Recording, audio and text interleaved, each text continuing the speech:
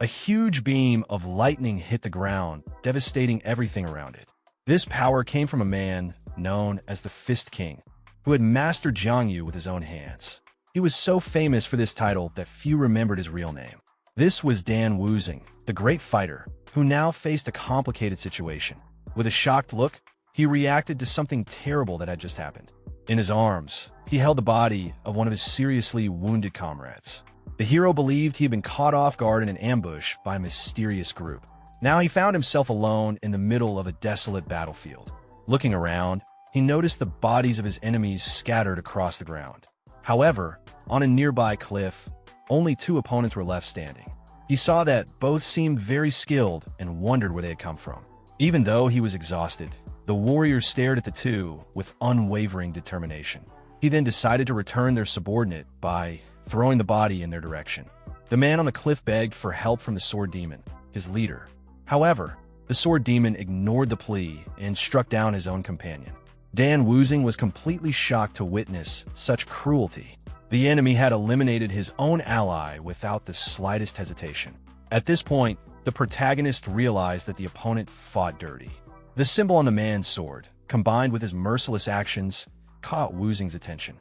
Putting the pieces together, the King of Fists finally began to recognize the foe's identity. He questioned whether the 2 enemies belonged to the demonic faction. The enemy seemed impressed and acknowledged that he was standing before the King of Fists.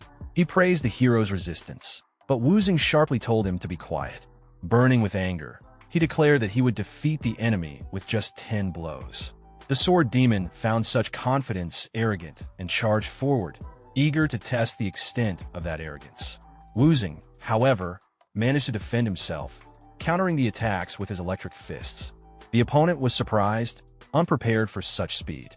At that moment, Wuzing landed a punch and began his count from 1.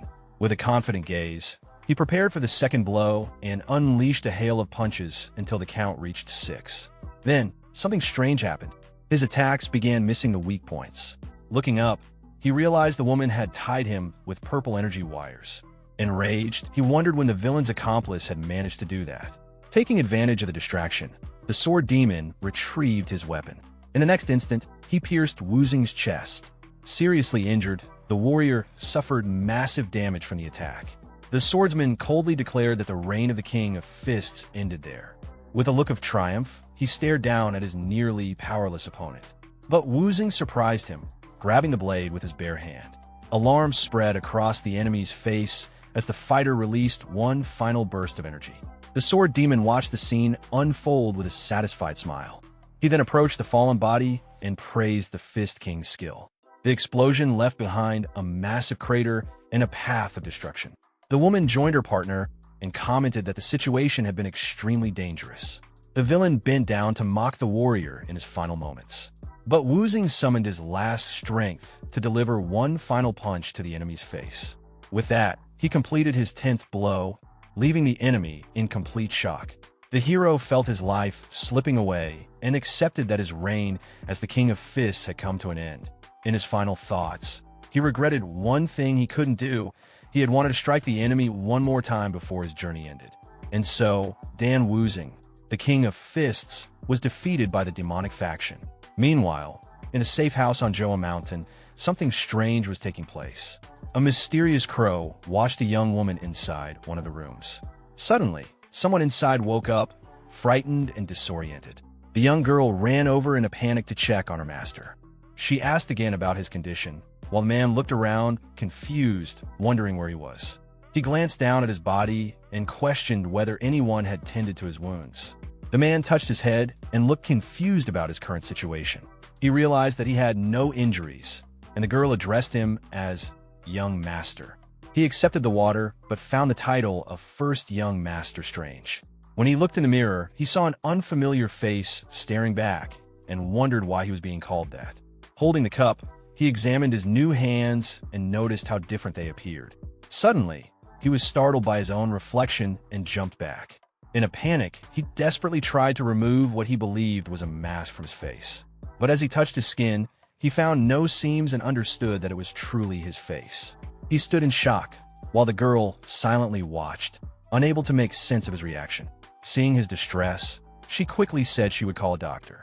Left alone, the fighter continued staring at his hands, still unable to accept what was happening.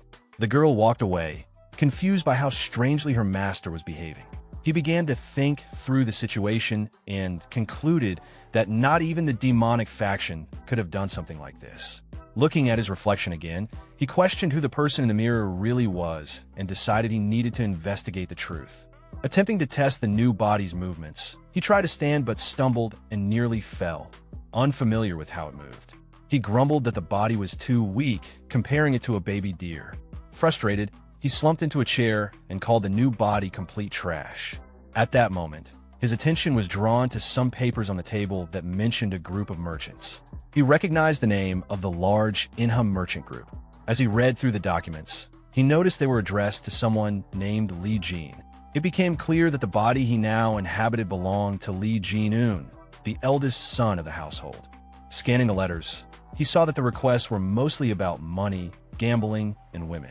From this, he concluded that the former owner of the body had been a complete failure. He ruled out witchcraft or the use of a mask, and he felt no strange energy within the body. The pieces began to fall into place, and he started to suspect he had been reincarnated. Sitting at the table, he began to wonder if he had completely lost his mind. Just then, a loud call for the first young master echoed through the room. His personal doctor rushed in, asking if he was all right. The hero felt uneasy and wondered who the man was. The doctor explained that he had heard something was wrong. Seizing the moment, the doctor grabbed the young master's wrist to check his pulse. The warrior replied that everything was fine and there was no reason to worry. The doctor was relieved and said he had prepared the usual meal. When the dish was brought out, the hero recognized it immediately as refreshing chicken soup. He knew the soup was good for healthy people, but would be harmful to the body he now possessed. He recalled how the old man had checked his pulse and found it odd that he looked so healthy.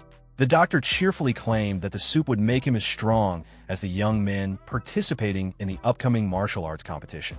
Curious, the hero asked about the competition and was shocked to learn that 200 years had passed. Processing this information, he refused the soup, claiming he had no appetite. He then sent the doctor away, saying he wanted to return to sleep. Thinking to himself, he calculated that if the competition was nearing its 200th edition, then it hadn't been long since his death. That realization brought him some relief. He concluded that the demonic faction likely still existed. He also began to suspect the doctor and others around him, convinced they were people who deserved a beating. With fierce determination in his eyes, he silently vowed revenge. This time, he would finish all of them with a single punch.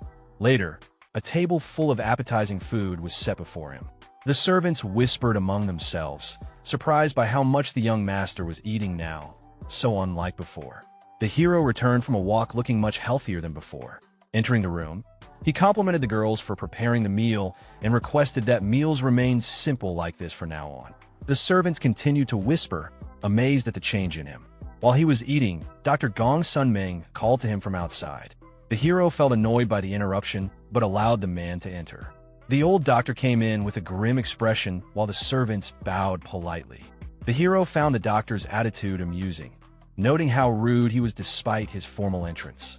But then the doctor's face suddenly shifted into a forced smile as he greeted the young master with enthusiasm.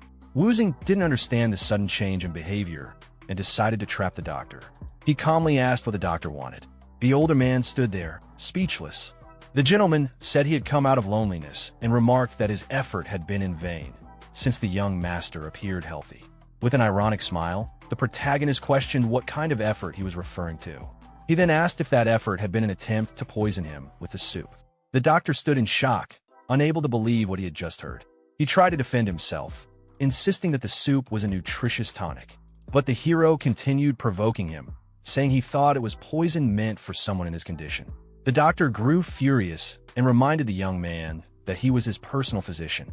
Realizing he was no longer welcome, the gentleman turned to leave the room. However, the warrior suddenly called him by name, making the doctor visibly nervous. With an intimidating gaze, he asked who the true master of the house was. The doctor cringed, recognizing that he had crossed the line with his earlier behavior. Then the hero broke the tension with a laugh and said it was just a joke. After that, he asked the doctor to bring the writing tools. Once ready, he ordered the man to write a letter as he dictated the words. The first line stated that he would stay in the village due to his illness. But when the warrior continued dictating, the doctor stopped writing and scowled. The hero noticed the hesitation and asked why he had stopped. The doctor tried to cover it up and replied with feigned confusion, asking what the young master meant. Suddenly, a small gold bar flew through the air and slammed into the wall, narrowly grazing the doctor's neck and leaving him terrified. With a serious expression, the hero warned him that he was no longer the same Lee Jin-un from the past. The doctor, alarmed, asked what the young master meant by that. The boy began to explain everything, starting with the dragon phoenix soup. He said that for healthy people, the dish could serve as an invigorating tonic. But for someone sick like him, it was practically poison. The warrior insisted that a real physician should have known this. The doctor stood still, quietly analyzing the situation. Then the hero asked whether he had thought the pulse check would go unnoticed. The doctor was even more stunned by that revelation. But the protagonist added that the most important part had yet to come. With no appetite, he ordered everyone to leave the room and take the tonic with them. Looking directly at the doctor, he stated that the man hadn't even managed to hide his intentions. The older gentleman stood glaring at him while holding the bowl of tonic. Knowing the doctor wasn't working alone, the hero told him to write down the name of his boss. The man feigned ignorance, asking how anyone could suspect such a kind soul. The protagonist let out a sigh, exhausted by the doctor's pathetic act. Then the doctor's face twisted, revealing his true nature. With a malicious glint in his eyes, he glared at the hero, who calmly questioned him. The hero declared that the man had finally revealed his true self, and that it had been foolish to even try to appear worthy. At that moment, the villain threatened to eliminate all the servants to silence them forever. He slipped a needle from his sleeve and prepared to attack. But in the blink of an eye, the young master appeared right in front of him. With a swift, accurate strike, the protagonist punched the doctor in the face. Holding a piece of chicken, he warned a man not to get distracted. Then he took a bite from the chicken and added that the doctor shouldn't have let his guard down. Wincing slightly, he muttered about the pain and complained that the body was still far too weak. Determined, the warrior decided he needed to regain his strength as quickly as possible. Once he did, it wouldn't matter if the mastermind behind it all was the Yunha group. He also planned to investigate Gongsun Meng further in the future. But suddenly, the young master's body began to weaken, and he nearly collapsed. A sharp headache struck him, and he wondered what was happening. A familiar voice cried out desperately, calling for its lord. The image of the doctor flashed in his mind as the voice shouted his name. The hero began to deny what he was seeing, confused by the vivid images. He soon realized that he was experiencing the memories of the real Lee Jin-un. The memories were so sorrowful that a tear ran down his face. At that moment, the warrior finally understood the entire story of the boy whose body he now inhabited. Lee Jin-un was the eldest son of the wealthy Inha merchant group, but he was neither as smart as his second brother nor as strong as his third. He was simply the eldest, a young man without many special talents. To compensate for his shortcomings, he relied on money and immersed himself in a life of pleasure. By the time he realized his mistakes and tried to change, it was already too late. His health had been neglected for far too long. Lee Jin-un came from a small family, which is why he was sent to live in an exile village where no one cared much about him. The warrior thought the real problem at the beginning had been not having the body's memories. But now, with everything cleared up, he could finally focus on his martial arts. He regretted the waste of such a naturally gifted body, but he planned to use his own knowledge to make up for it. Then he paused, struck by a realization. His eyes fell on a pile of coins, and he remembered the elixirs he needed. The former owner of the body had been extremely wealthy and could buy anything he wanted. Thinking of this, the boy remembered the doctor he had defeated and decided that he needed to bury the man. A year passed, and the landscape around the village had completely changed. One day, someone approached the place with firm, determined steps. A man wearing an eye patch greeted the servants, who were surprised by the visit. Introducing himself as Mokinsep, he asked to see young master Lee Jin-un. One of the girls pointed the way with a smile. The guard was completely shocked by the scene in front of him. He could hardly recognize the young master, whose physique had changed drastically. The boy now had a muscular, well-defined body thanks to his intense training. Several seasons had passed since the warrior had begun dedicating himself to growth. During this time, He had manifested his energy core and mastered the arts of survival, including the art of mobility, body art, and the quick step. He had also mastered the 10-phase lightning art, which allowed him to control lightning itself. The hero reflected on how smoothly his training had gone so far. To test his new skills, he performed an impressive acrobatic move. At that moment, a solitary leaf floated down in front of him. Without even moving, it was sliced perfectly in half, a clear sign of how far he had come. Despite all this progress, the warrior still felt that it wasn't enough. Then a voice called his name, breaking his concentration.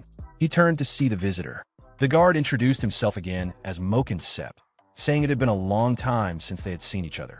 He handed over a letter from the main clan. Without speaking, the boy extended his hand.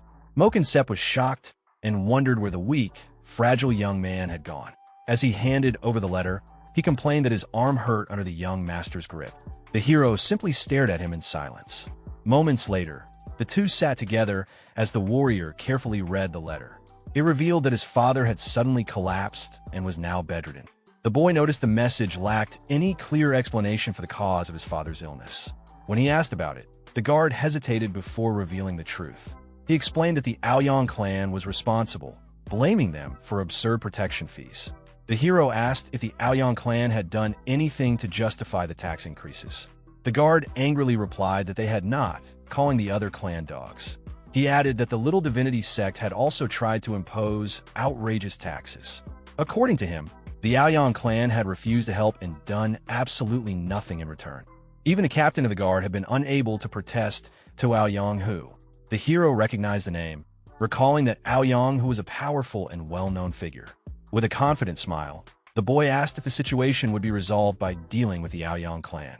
The guard was shocked and admitted there was another reason behind the patriarch's collapse. He revealed that the second and third brothers had drawn swords and fought in front of their father. The protagonist asked if the old man had fainted from rage, and the guard confirmed it. The warrior could hardly believe that his own brothers had fought so recklessly before their father. But he quickly decided that he could no longer sit back and observe. He stood up firmly and handed the letter back, telling the messenger to keep it. With a composed, determined posture, the young master declared that he would personally take care of all family matters. ManhwaCapped was stunned by the complete change in his lord's demeanor. Back at the clan, the guard excitedly reported that Li Jin-un had become a perfect martial artist.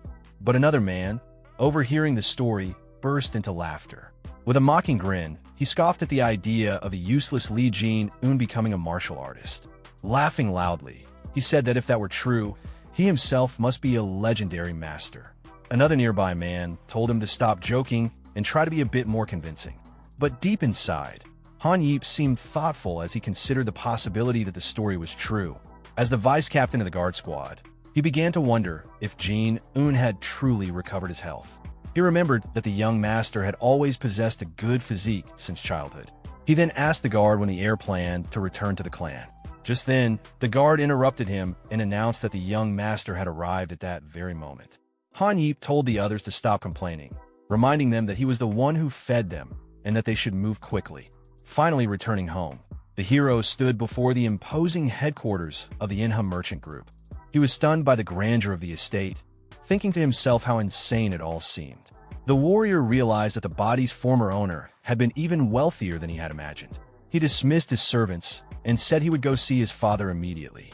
As he walked alone through the property, he began to reflect. It struck him as odd that no one had come to greet him upon his return. That's when he sensed the presence of several people hiding nearby. Suddenly, numerous guards emerged and surrounded him with swords drawn. They congratulated him on his safe return with an intimidating tone. The man at the front introduced himself as Han Yip, the vice captain of the guard squad. Smiling, the vice captain remarked how unrecognizable the young master had become. He expressed relief at seeing him healthy. Another guard whispered a reminder that the old Jin-un used to look down on and mistreat them. Despite these memories, Han Yip maintained a calm and neutral expression. The guard expected his captain to be humiliated again, but the hero stepped forward confidently. With a smooth motion, with an ironic smile, he thanked everyone for the enthusiastic welcome. The guards were stunned, and Han Yip quickly offered to escort him to his father. Everyone watched in disbelief. unable to comprehend how the once useless young master was now greeting them with such poise. Moke and Sep reaffirmed that his master had changed, while another guard admitted it felt like they were meeting a stranger. From a distance, Han Yeep watched the young master closely, his expression thoughtful and curious. He gave a small smile, mentally noting how the boy now seemed more like an ally than ever before.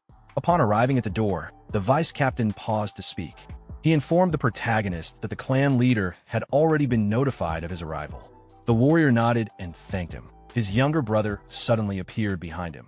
With a casual, mocking attitude, the younger one couldn't resist taunting. He called attention to the scene with a sarcastic remark, clearly trying to stir trouble. Both the guard captain and the protagonist turned to look at him. The younger brother then stepped closer, placing a hand on his older brother's shoulder. His touch wasn't friendly. It was filled with arrogance, meant to provoke. With a smug expression on his face, he insulted the protagonist by throwing out an old nickname, mocking him as the perverted Jin Ian, a label meant to belittle and shame. Without stopping, the younger brother continued his verbal jabs. He made fun of the protagonist's facial expression, claiming it looked like he had completely changed and even had the nerve to glare now, something he found laughable. As he spoke, he pressed down harder on the protagonist's shoulder, trying to assert dominance. The guard captain, observing the tension, became nervous. He thought to himself that this was going to get ugly again, just when the protagonist had returned. Trying to defuse the situation, the captain stepped in and gently removed the younger brother's hand from the protagonist's shoulder.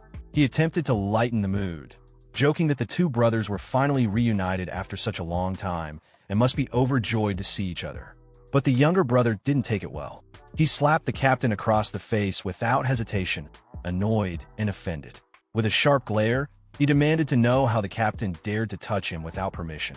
Watching this, the protagonist began to feel irritated. Meanwhile, the younger brother wasn't finished. With a threatening glare, he looked between the captain and his older brother and snarled that dealing with one worthless fool was already bad enough. But now even the vice captain seemed to be disrespecting him.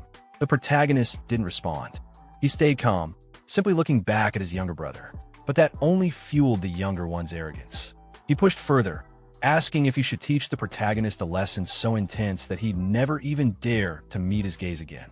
Just then, something shifted. The protagonist gently raised his hand and rested it on his brother's cheek. He softly called his name, Ja Ian. Annoyed by the gesture, Ja Ian tried to respond with more venom. But before he could finish speaking, the protagonist suddenly slapped him hard across the face.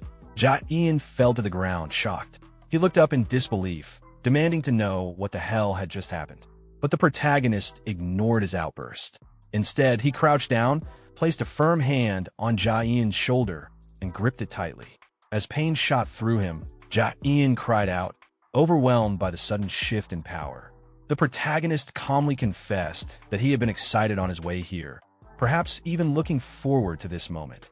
As the grip tightened further, Ja Ian, in pain and rage, cursed and shouted, calling his brother a completely insane bastard. Outside, the sounds of the scuffle echoed through the corridors of the large estate. A man wearing glasses appeared, confused by the noise. This was Liu Eun, the second son. He asked what was going on, and Han Yeep quickly explained the fight between the brothers. Liu immediately assumed that the third brother had been harassing the eldest again. He shouted at the guards, demanding to know why they hadn't stopped the fight sooner. But the protagonist turned to his younger brother and told him to be quiet. They were standing in front of their father's room. Just then, a weak voice called out Liu's name from within the room. What Wyan and the others saw next left them stunned. Outside their father's room, Wang stood calmly, holding their eldest brother in place. Yan was struggling, but Wang had completely subdued him without breaking a sweat. From within the room, a voice called out to Wyan, but he couldn't respond. His mind was still reeling from the sight of Wang's dominance. Nothing about what he was seeing matched what he had expected. The scene shifted to a more composed setting. A quiet room awaited with a steaming teapot on the table, its gentle heat contrasting the underlying tension in the air. Hyan now sat at the head of the table, silent and observant. Wang stood beside a kneeling and restrained Yan, his expression calm and confident, wearing a faint, knowing smile. Hyan took a sip of tea and casually remarked on Wang's return, noting that he appeared to be in good health. He paid no attention to Yan's condition. Wang confirmed that he was indeed well, meeting Hyan's gaze with steady confidence. The overseer then raised his bandaged hand, pointing it out and questioning whether Wang had caused the injury. Before Hyan could explain or wave it off, Wang turned toward Hyan again and landed a sharp, calculated strike across his face. Hyan was forced to endure the pain in silence, completely powerless under Wang's authority. Wang then issued a cold warning to Hyan about the consequences of disrespect. Hyan, shaken and bruised, quickly accepted his position, though his mind was in turmoil. He couldn't understand how his older brother, once weak and pathetic, had overpowered him so easily. A brief memory surfaced in Hyan's mind, a flashback to when things were the opposite. Back then, he was the one who tormented Wang, who was then known as Jin Ian. But now, the roles had completely reversed. Hyan, watching quietly, understood what had happened. Wang had truly humbled the arrogant third brother. Curious, Hyan pressed Wang for details about this transformation. Wang answered calmly, clearly proud of how far he'd come. As Wang glanced around the room, his eyes landed on a stack of scrolls sitting on the table. Hyan explained that they were the employee lists for an upcoming conference. But Wang was already reaching for them, picking one up and unrolling it with deliberate motion. He scanned the list, letting his finger glide down the names until a realization hit him. A smirk spread across his face. All the key guards had been recommended by the same individual, someone from the Iang clan. The pattern was too precise to be a coincidence. Without waiting, Wang turned to his brothers, his voice taking on a tone of sharp accusation. He directly asked if either of them had ties to the Iang clan. Hyan was too stunned to reply, and Hyan immediately panicked, denying everything in a frantic voice. Both brothers reacted with disbelief, protesting the accusation and calling it absurd. They insisted that they were loyal, that they'd never betray the family or their father's business. They swore to protect everything, no matter the cost. Wang took their responses in stride, clearly satisfied. With a cool remark, he noted that their loyalty had saved him the effort of dealing with them further. He then shifted focus to the upcoming conference, confirming with Hyan that all the high-ranking officials would be present. Once Hyan affirmed it, Wang made his own announcement. He would be attending the meeting himself. Then, without waiting for questions or objections, he turned to leave, stating plainly that he was going to see their father.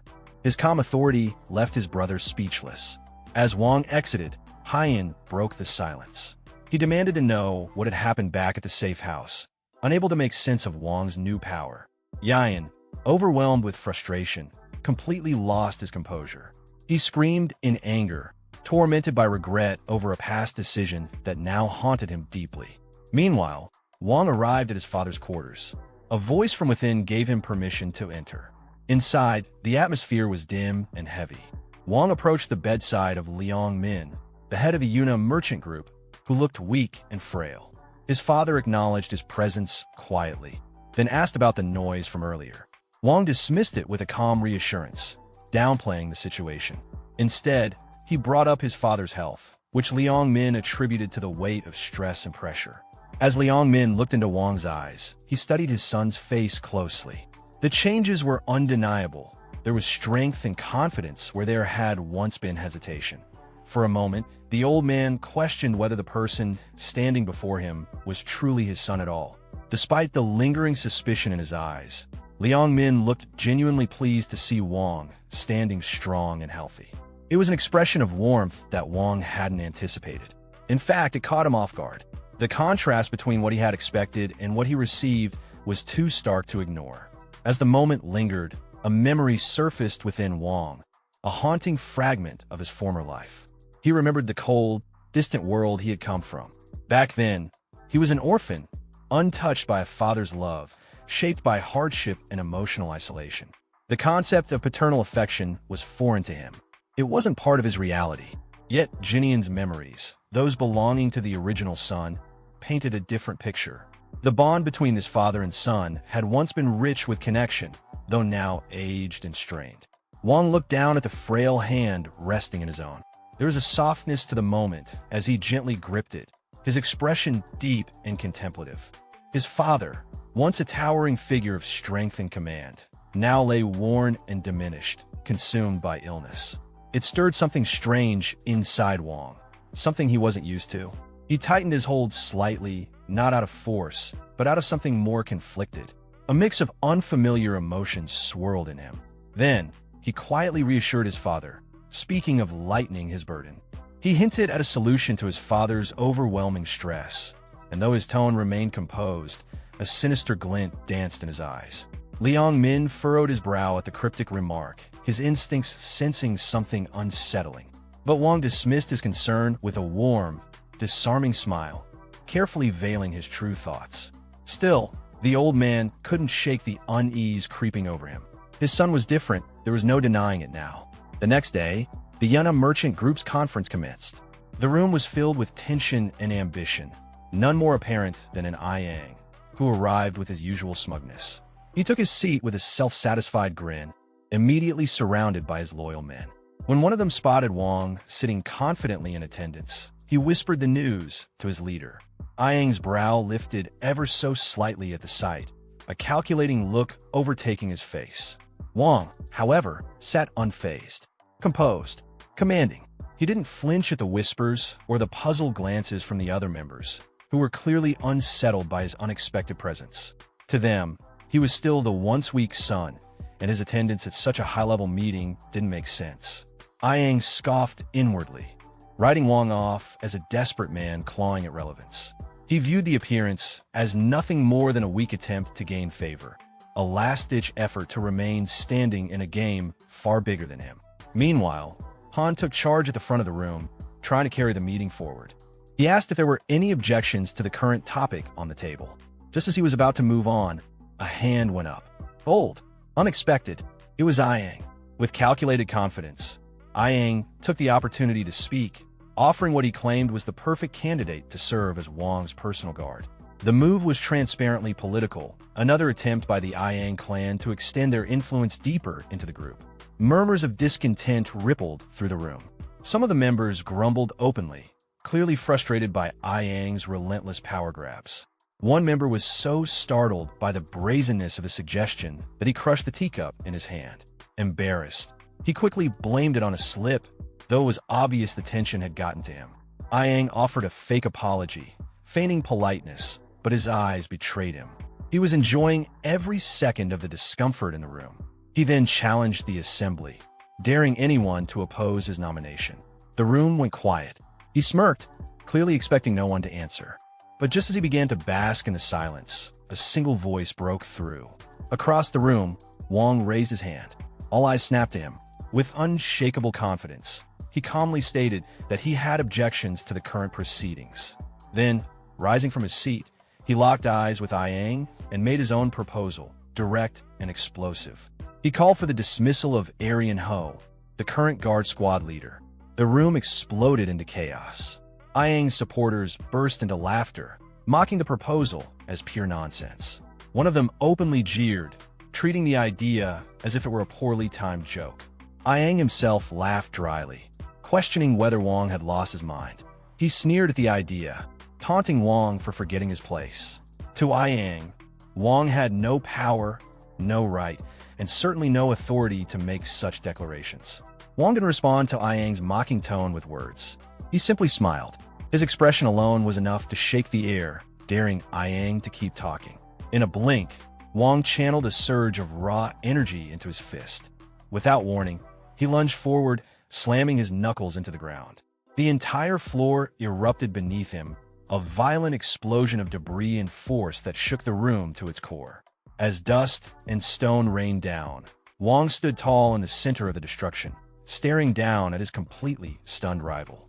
Yang could barely breathe, his eyes wide with disbelief as sweat dripped from his forehead. The sheer power Wang had just displayed left him paralyzed. With an icy gaze and clenched fists, Wang made a bold declaration. The Manhwa Merchant Group belonged to him now. He turned his back on the room and began walking away, the silence behind him heavy and stunned. Hyan, still in shock, called out, questioning the recklessness of Wang's challenge. But Wang didn't stop.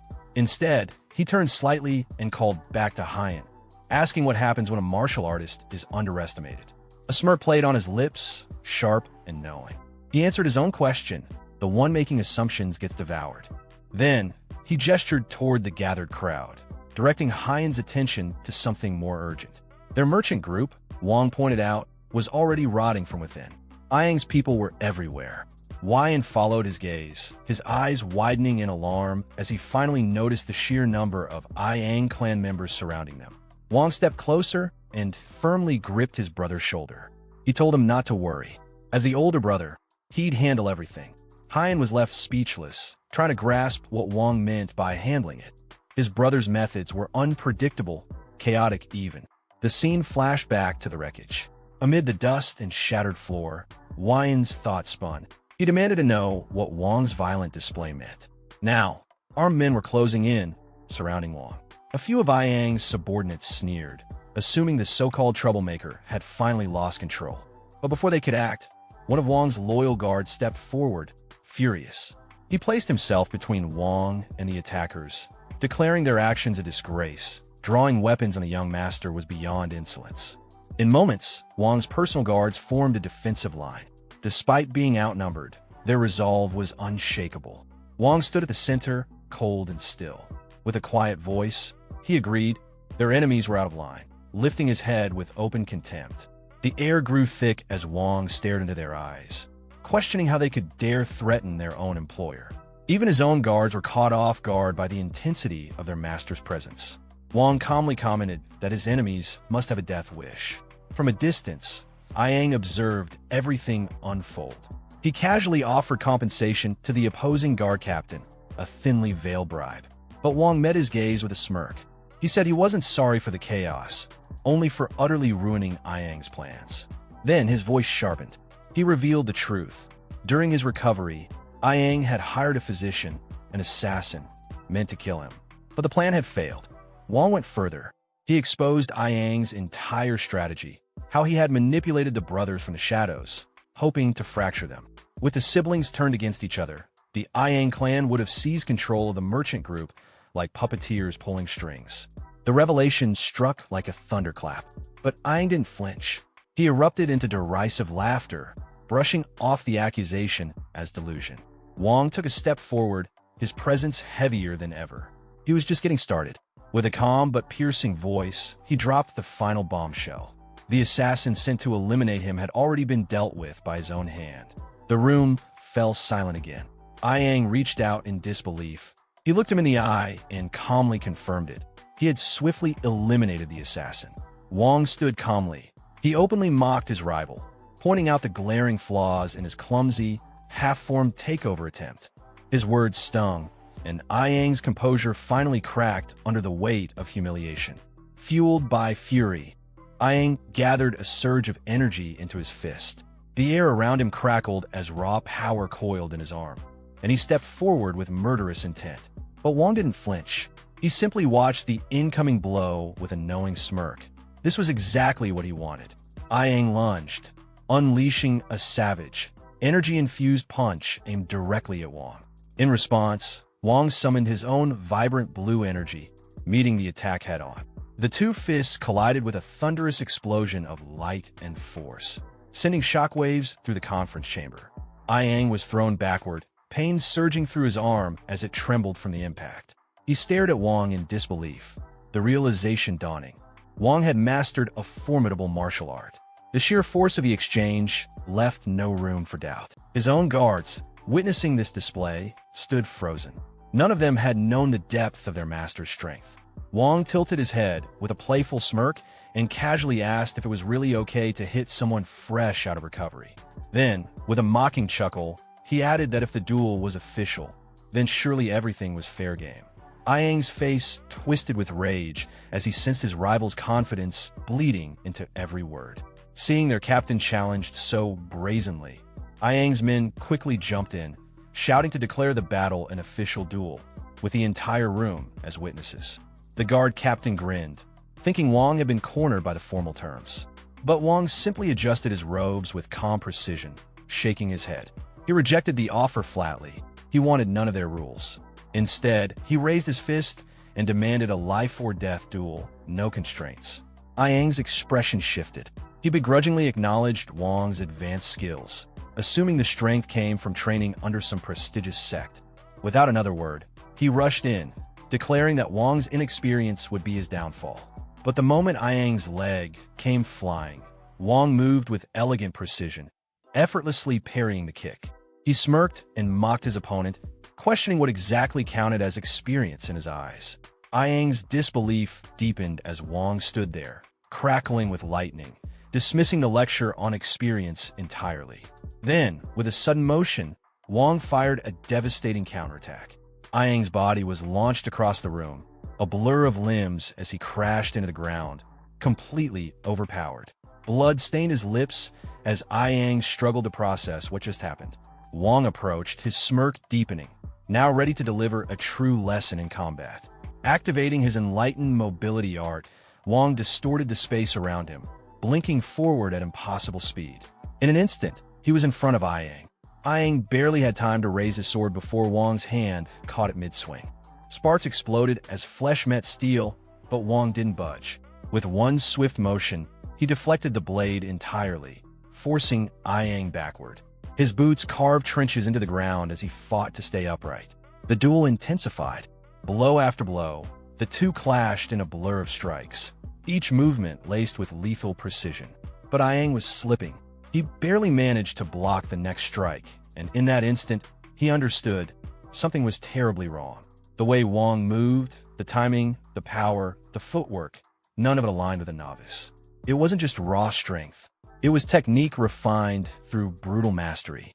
Ayang suddenly felt as though he were facing not a young upstart, but a seasoned martial grandmaster. Unwilling to accept the truth, Ayang pushed down the fear rising inside him.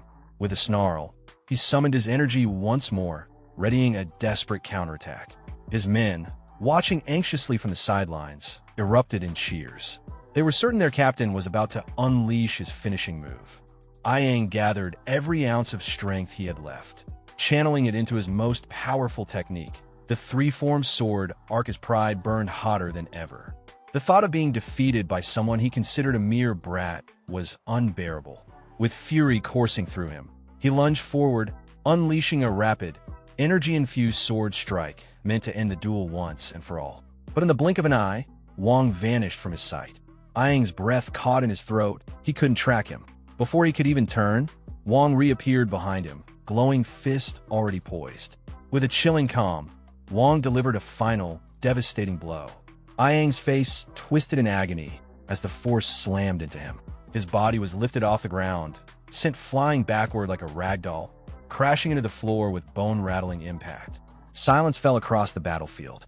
Onlookers stood frozen, eyes wide with disbelief. No one had expected the once-dismissed Wong to hold such overwhelming power. One of Ayang's men rushed forward, horrified by the captain's condition. Meanwhile, far from the chaos, the scene shifted to a peaceful room overlooking a serene landscape. Inside, a tenant respectfully offered a drink to an older man, possibly Liang Min, the merchant group's head.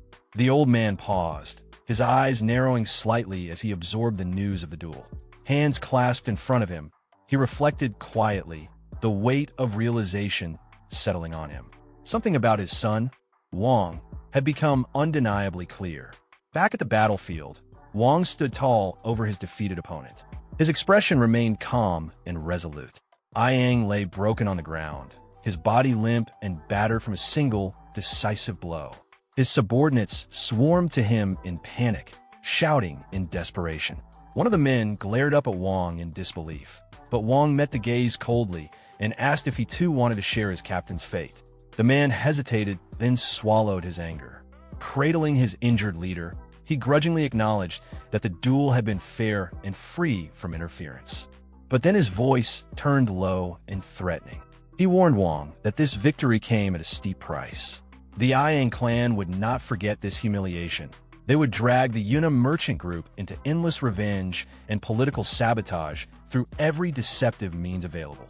Wong remained unmoved. He replied without hesitation that he had never expected a life without conflict. This path was his choice. He laid out his code simply.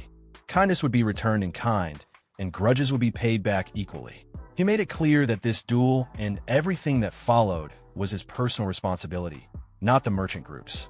That declaration sent a chill through his brother, who cried out in alarm, realizing the danger Wong had just chosen to face alone.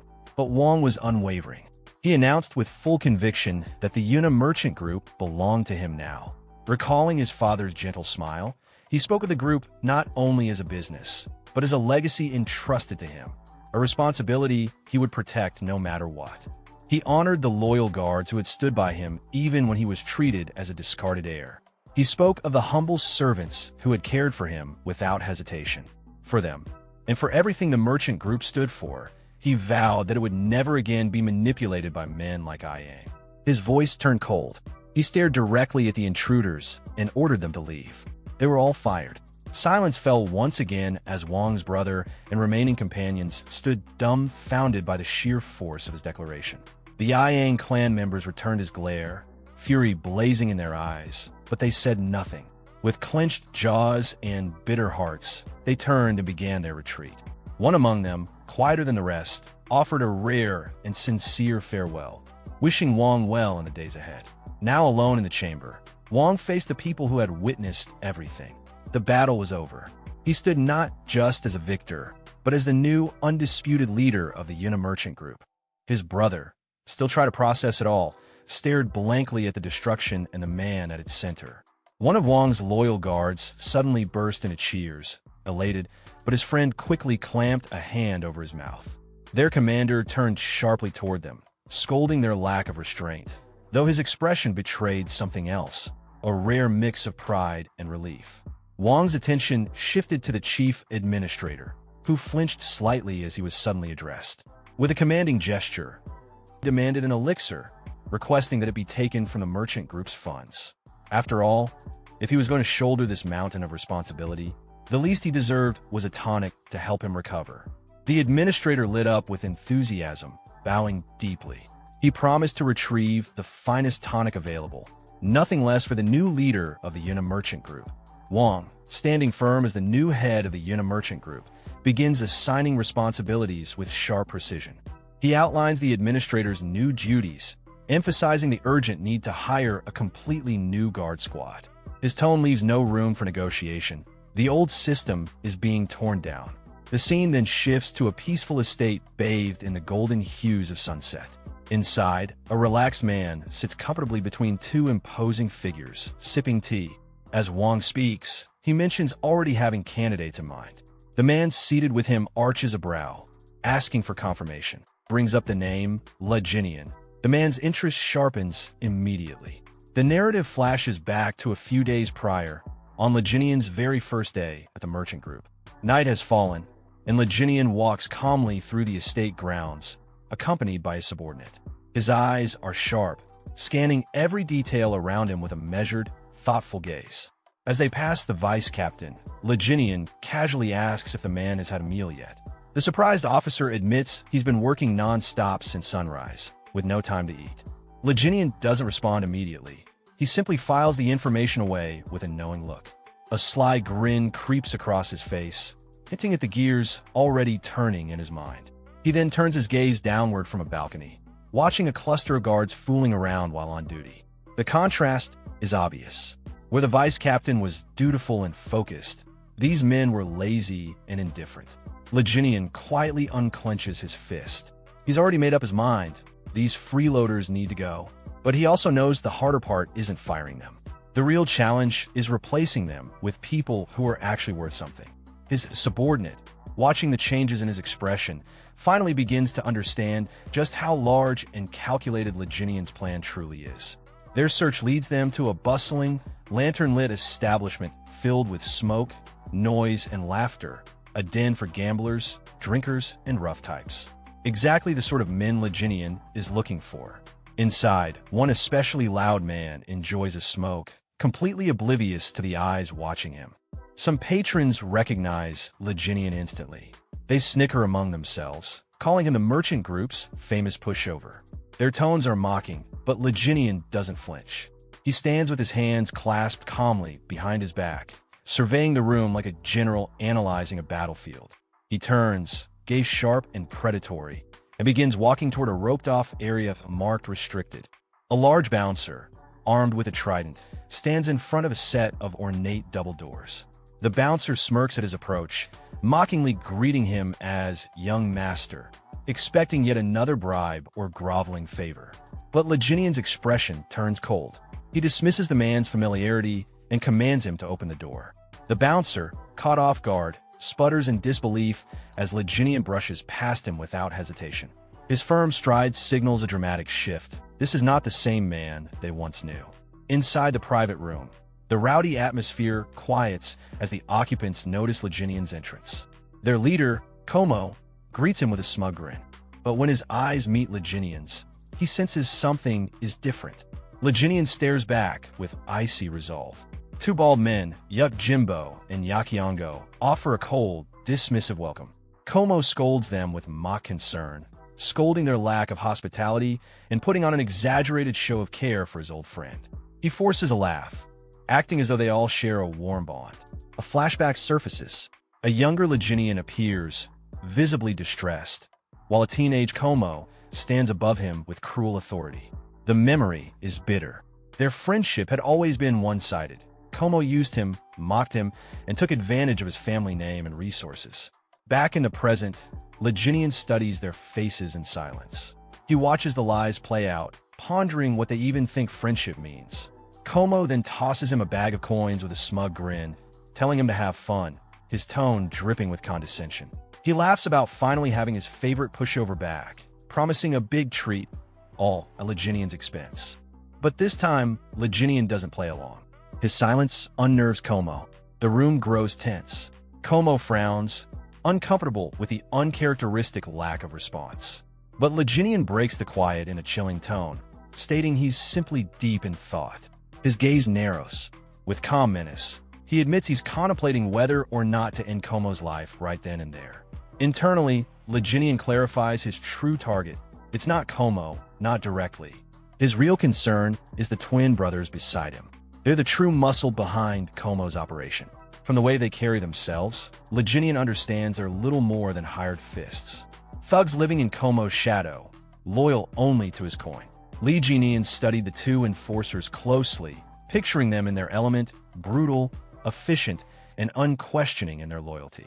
They were clearly skilled men, but he couldn't help thinking their talents were utterly wasted under someone like Como.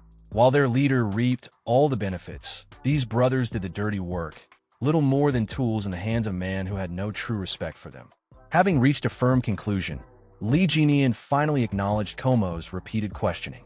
He turned to him with a radiant, confident smile and extended his hand. His first demand, the vault key. Como and his henchmen stared blankly, completely thrown off by the sudden and unexpected request. The gang leader scoffed at the absurdity of it, waving it off like a joke and assuming this was just another round of begging for pocket change. But Li Jinian nodded calmly, replying that cash would suffice for now. With chilling precision, he began listing out every single coin they had extorted from him over the years: forced investments, rigged games, even exaggerated medical bills. As he reached the end of his calculations, he concluded the total debt, 100,000 Niang. He then paused, tilting his head slightly, wondering aloud if perhaps he was being too lenient. Como barely held back a laugh. He covered his mouth as his shoulders shook, trying not to burst outright. But soon enough, he erupted in hysterical laughter, slapping the table in disbelief. To him, this was pure comedy. Through tears of laughter, he mockingly praised Li Jinian's sudden mastery of mathematics. Still chuckling, he leaned forward and sneered, calling Li Jinian a complete madman. His tone shifted. Como now spoke with dark amusement, boasting that the vault didn't just contain money, it held a fortune in jewels and precious metals. He took a deliberate step closer, amusement giving way to menace. He got in Li Jinian's face and growled that none of it was meant for him. With a sneer, he offered Li Jinian a patronizing loan, mockingly asking where all this vault talk was coming from. Li Jinian remained stoically silent. Annoyed, Como grabbed his chin, trying to provoke a reaction. Still, Li Jinian did not flinch. His silence only agitated the gang leader further. Como's expression twisted in frustration. His voice rose to a furious snarl as he demanded to know why Li Jinian was ignoring him. Spit flying, he ranted about the complete transformation, from a weak, fragile patient to someone who dared scowl at him. Then, completely losing his composure, he grabbed Li Jinian and shouted, trying to remind him of his place. But Li Jinian stayed calm, exhaling slowly. His poise remained untouched, even as Como tightened his grip and barked threats at him. Finally fed up with the lack of response, Como shouted for his henchmen to put him back in his place. One of the bald twins stepped forward without hesitation and slammed Li Jinyan's head onto the table, expecting an immediate submission. But something fell off. As he held him down, a bead of sweat began to trickle down the enforcer's face. Li Jinyan wasn't reacting, not even flinching. He wasn't resisting, but he also wasn't yielding. A smirk spread across Li Jinyan's lips. He muttered that he had tried to show them kindness. Then, in one swift and explosive motion, he shattered the enforcer's grip and flipped the large man clean over his shoulder, slamming him hard into the ground. The room erupted into stunned silence. But before he could react, Li Jinyan was already moving. He pivoted and sprang forward with incredible speed, using the table as a springboard. With perfect aim, he launched a devastating kick straight into the second brother's midsection. The blow landed hard, utterly destroying his guard and sending him hurtling across the room. Li Jinyan landed gracefully, casting a glance over his shoulder, faintly surprised at how smoothly it had all gone. The first twin groaned and pushed himself to his hands and knees. The second staggered back to his feet, refusing to stay down. Li Jinyan observed them quietly. He noted the swelling wrists, the awkward stance. They were clearly injured. But even through the pain, neither showed an ounce of fear. Only fierce, unshakable determination. A confident smirk formed on Li Jinyan's face. He recognized their spirit. They were real fighters. Ignoring their wounds, the brothers roared and launched a coordinated charge at him, moving in perfect sync. Li Jinyan readied himself. In the blink of an eye, he vanished. The twins froze, their attacks swinging through empty air. They looked around, bewildered. Then, he reappeared right behind them. Before they could turn, he seized both their heads with a crushing grip, completely halting their momentum. His smile widened just slightly. Their strength was admirable, but they lacked leadership. With no hesitation, he slammed their heads together with brutal force, dropping both enforcers to the ground instantly. As their unconscious bodies hit the floor, Li Jinyan issued one final, cold warning. And then silence. Only one person remained conscious in the room. Como. He stood frozen, sweat dripping down his face, too stunned to speak. He had just watched his two strongest men get dismantled with ease. Li Jinyan turned his attention to him with a pleasant smile. Calm, composed, and terrifying, he addressed his dear friend, Miamo. After Li Jin finishes off the guard, he turns to face his friend. His posture is calm, but clearly implies the confrontation isn't over. He's signaling that there's only one thing left to deal with, and it's the person standing in front of him. His friend reacts with alarm, the realization hitting him that he's next. The sudden shift in power makes him nervous and panicked. Li Jin then casually rubs his hands and closes his eyes, smiling as if this situation is lighthearted, but the smile is sharp, like a predator playing with its prey. He addresses his friend directly, but the tone makes it clear this is personal. The friend responds with feigned innocence and light sarcasm. He tries to downplay the situation, almost jokingly suggesting that Li Jin should have told him about his training. It's a weak attempt to defuse the tension and pretend this is just a misunderstanding between friends. But Li Jin's expression shifts into something colder. His response is laced with quiet intensity. He's essentially telling his friend that he expected better, that someone like him should have seen this coming. It's a warning and a judgment at the same time. Meanwhile, the friend is hiding a knife behind his back. His tone shifts from nervous politeness to open desperation. He tries to halt Li Jin's approach, pretending he wants to talk things out, but internally, he's cursing the situation and gearing up for an ambush. As he launches forward, his thoughts are cocky. He still underestimates Li Jin, believing he's just a weakling pretending to be tough. He thinks a surprise attack will end things instantly. But before he can land a blow, Li Jin counters decisively. A table slams into his friend's face, followed by Li Jin smashing the table apart and grabbing him by the head. After seizing control, Li Jin calmly follows up with an electric attack. He could have killed him, but didn't. Outside the room, a guard hears the chaos and panics. He hides himself, thinking that things have escalated far beyond what's normal. The situation is dangerous, and someone could genuinely die. Back inside, Li Jin releases his friend, who drops to the floor in a daze. Li Jin sits beside him, composed but focused, as if watching a dying ember flicker. He tries to jolt his friend back to awareness, not out of concern, but control. The friend begins to laugh, not out of joy, but sheer disbelief. It's the kind of unhinged laughter that comes when someone realizes they've completely lost. He then manages to speak weakly, asking what Li Jin wants. He's confused, disoriented, and trying to understand what Li Jin's goal even is. Internally, he's overwhelmed. He starts questioning everything, wondering what Li Jin was really doing during his supposed recovery. He remembers things that suddenly make sense in hindsight, suspecting that Li Jin had been training in secret. The realization hits hard. Maybe all of this was premeditated. Maybe this beatdown wasn't just self-defense, maybe it's revenge. But he can't believe he was bad enough to deserve this. Or at least, that's what he tries to tell himself. The fear builds. He begins to truly wonder if this is the price for his past cruelty. He starts suspecting that Li Jin might have orchestrated all of this, the timing, the attack, the exposure. In an effort to shift the mood, he suddenly stands and acts overly cheerful, a complete 180 from just moments ago. His performance is clearly fake, but he hopes to divert Li Jin's attention. Instead of offering what was demanded, he suggests an alternative, anything really just to stall or misdirect. Li Jin responds with interest, but doesn't make his intentions clear. This ambiguity gives his friend a sliver of hope, which he clings to. Sensing a possible opening, the friend becomes excited. He references their long-standing relationship, appealing to nostalgia and shared history. It's a manipulative move, trying to reframe the conflict as a misunderstanding between old friends rather than consequences for betrayal. Li Jin acknowledges the sentiment in a neutral way, appearing to accept the idea of friendship, but without much emotion. His friend takes this as a good sign, becoming animated, relieved. He even celebrates the moment as a turning point, convinced that things are resolved. He suddenly pulls Li Jin into a hug, acting as if everything's forgiven. His promises to stop bullying and hitting Li Jin feel performative, like lines rehearsed by safety. Not because he means it, but Li Jin's expression doesn't change. He doesn't return the hug or acknowledge the excitement.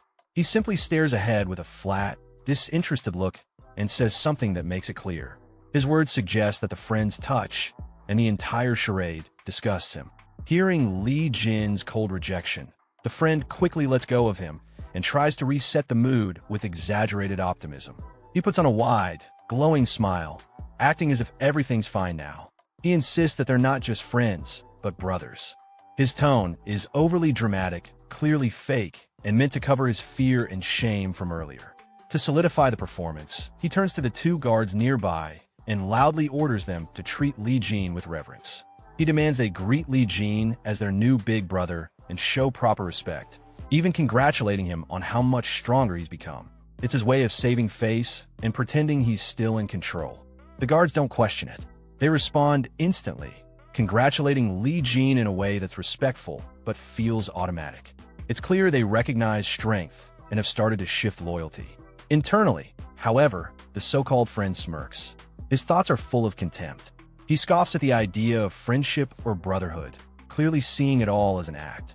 Deep down, he still views Li Jin as someone who used to crawl at his feet, obedient, weak, and pathetic. In his mind, he's already planning to escape. Once he gets out of this mess, he intends to grab the twins, likely his loyal subordinates or bodyguards, and disappear. He believes that with them by his side, starting fresh somewhere else will be easy. But as he begins to walk away, Li Jin's voice cuts through the room. He calls out to the two guards by name, reminding them that when he swears brotherhood with someone, it's for life, not a passing moment. His tone is heavy, implying a deeper commitment and warning them to consider their stance carefully. The twins immediately turn to look at the friend. Their eyes are uncertain, perhaps even judgmental. They're silently questioning whether they should still trust or follow him. Feeling the pressure and not liking the attention, the friend snaps back. His voice becomes defensive, frustrated. He demands to know why they're looking at him like that, and reminds them loudly that he and Li Jin are sworn brothers now, trying to reassert authority, but it sounds desperate in response. The guards face Li Jin and declare their loyalty to him with complete seriousness. They announce that they'll now follow him as their big brother. It's an official transfer of allegiance. They're no longer under the friend's influence. Seeing the shift, the friend fakes a smile, and pretends to support it. He plays along, complimenting their attitude, but there's no sincerity. Inside, he's boiling. Lee Jin then speaks again, his voice smooth and calm, suggesting everything is settled, but only on the surface. Then, suddenly his tone shifts. It grows darker, more threatening. He states that if they truly are brothers, then it's time to determine who the biggest brother is.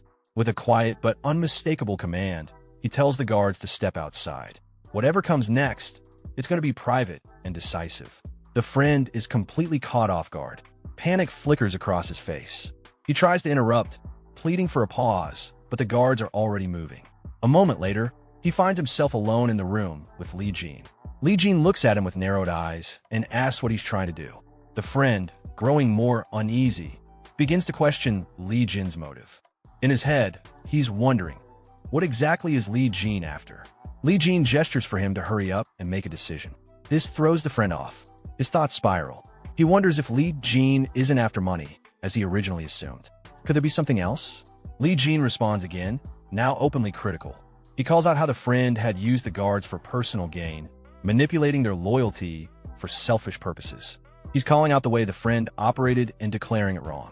Then, surprisingly, Lee Jin smiles brightly. The mood shifts for a moment. As he raises a fist with resolve, he declares his new intention: to properly guide those who followed the wrong leader. It's not about revenge, it's about setting things right. And this time, he's the one taking responsibility. Hearing this, the friend sighs, not from relief, but from resignation. His face falls, disappointment clouding his expression. He weakly tells Lee Jin to just take the money and be done with it. He grabs his head in frustration and despair. Emotion spills over as he bitterly complains. Lee Jin has already beaten him up, and now he's even taking the two people who were closest to him. It's too much. Then his frustration explodes. He screams that what Lee Jin's doing is no different than telling him to die, that he's being pushed to the edge. Lee Jin turns slightly, calm as ever, and repeats the word kill, as if he's considering it. And then, without another word, he kicks his friend in the face. The blow is brutal and sudden, meant not just to hurt, but to humiliate. His face shows a mocking expression, and the words that follow sound like sarcastic praise, pretending to thank him for his efforts. But it doesn't stop there. Lee Jin launches a series of punches, not even giving his opponent a moment to breathe. Each strike is fast, merciless, and unrelenting. There's no hesitation, just raw, controlled fury. The friend, now overwhelmed and terrified, thinks he might actually die. The pain, the power, the relentlessness, it all becomes too real. For the first time, he fears that Lee Jin isn't just proving a point. He might be serious. Barely able to speak, he manages to get a few words out, a plea. He says he'll hand something over, but Lee Jin only leans in with a cold, unreadable look. His face shows no pity. He says he can't hear him, forcing the broken man to repeat himself. With no pride left, the friend finally says it clearly. He'll give up the keys. He begs for mercy, asking to be spared. After Lee Jin's final mocking remark, Myung-go, beaten and bruised, tried to regain some control over the situation. He asked sarcastically if he should show respect now that they were supposedly friends. But instead of responding with words, Lee Jin suddenly grabbed him and threw him hard toward the door. Myung-go crashed through the door, breaking it as he tumbled outside. The two guards standing nearby saw him fall and immediately called out his name, shocked by the sight of him in that condition. Lee Jin watched him with an unreadable expression, silently wondering how Myung-go still had the nerve to laugh in that state. Lying on the ground, Myung-go was overwhelmed by disbelief. In his thoughts, he questioned whether Lee Jin was even sane anymore. The guards, seeing their former boss sprawled out like that, asked if he had really lost. With a weak voice, Myung-go admitted defeat. He told them that from now on, they should serve Jin Eon instead. Inside, he felt deeply embarrassed but held back his emotions. Still, he tried to reason with himself. Maybe it was better for the twins to follow someone like Lee Jin, someone who could give them a better life, perhaps in a more stable place like the Alinha Merchant Guild, instead of keeping them stuck in this run-down gambling den. As he thought about it, a tear slipped from his eye. He had spent a long time with them and believed they shared a bond. But before he could dwell on that feeling, the twins spoke in unison. They said they understood, and they thanked him sincerely. Hearing that, Myung-go looked at them with irritation. Later, He muttered to himself in frustration, calling them ungrateful and cursing the old saying about never trusting those with black hair. He then made his way upstairs toward his room. On the way, people in the building recognized him and started whispering. They called him the walking corpse and commented that now, without the twins, they might actually be able to beat him. He ignored the voices and kept walking, head lowered. But suddenly, a group of men stepped in front of him, surrounding him. One of them mentioned that now that the twins were gone, things had changed. Myungo looked at them calmly and acknowledged how bold they were all being now. Then he raised his voice, claiming his reputation and daring them to come at him if they were serious. One of the men mocked him, saying it was pathetic how someone in his condition still talked tough. The group raised their weapons and moved in to attack. Seeing the situation, Myungo instinctively raised his hands to protect himself. In his mind, he felt the fear set in. He really might die here. But before they could strike, someone intervened. Lee Jin suddenly appeared, fighting off the attackers as he walked through, casually carrying goods looted from Myungo's room. He made it clear that he didn't approve of these people jumping Myungo now, especially when he was already injured. He reminded them that these same people were once too scared to even look at Myungo properly, and now that he was weak, they were trying to pile on. After dealing with the attackers, Lee Jin continued walking, barely looking at Myungo as he passed by.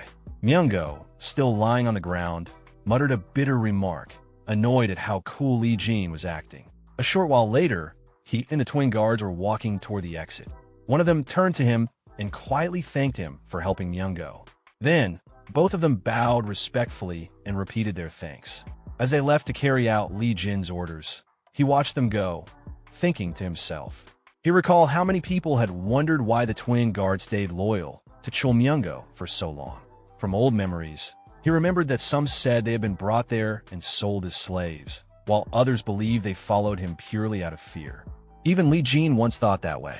But now, looking at them with a more thoughtful gaze, he realized the truth. They hadn't been slaves, and they hadn't stayed out of fear either.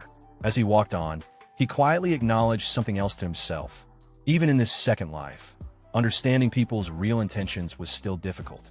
Unbeknownst to Lee Jin, someone was secretly watching him from behind pillar.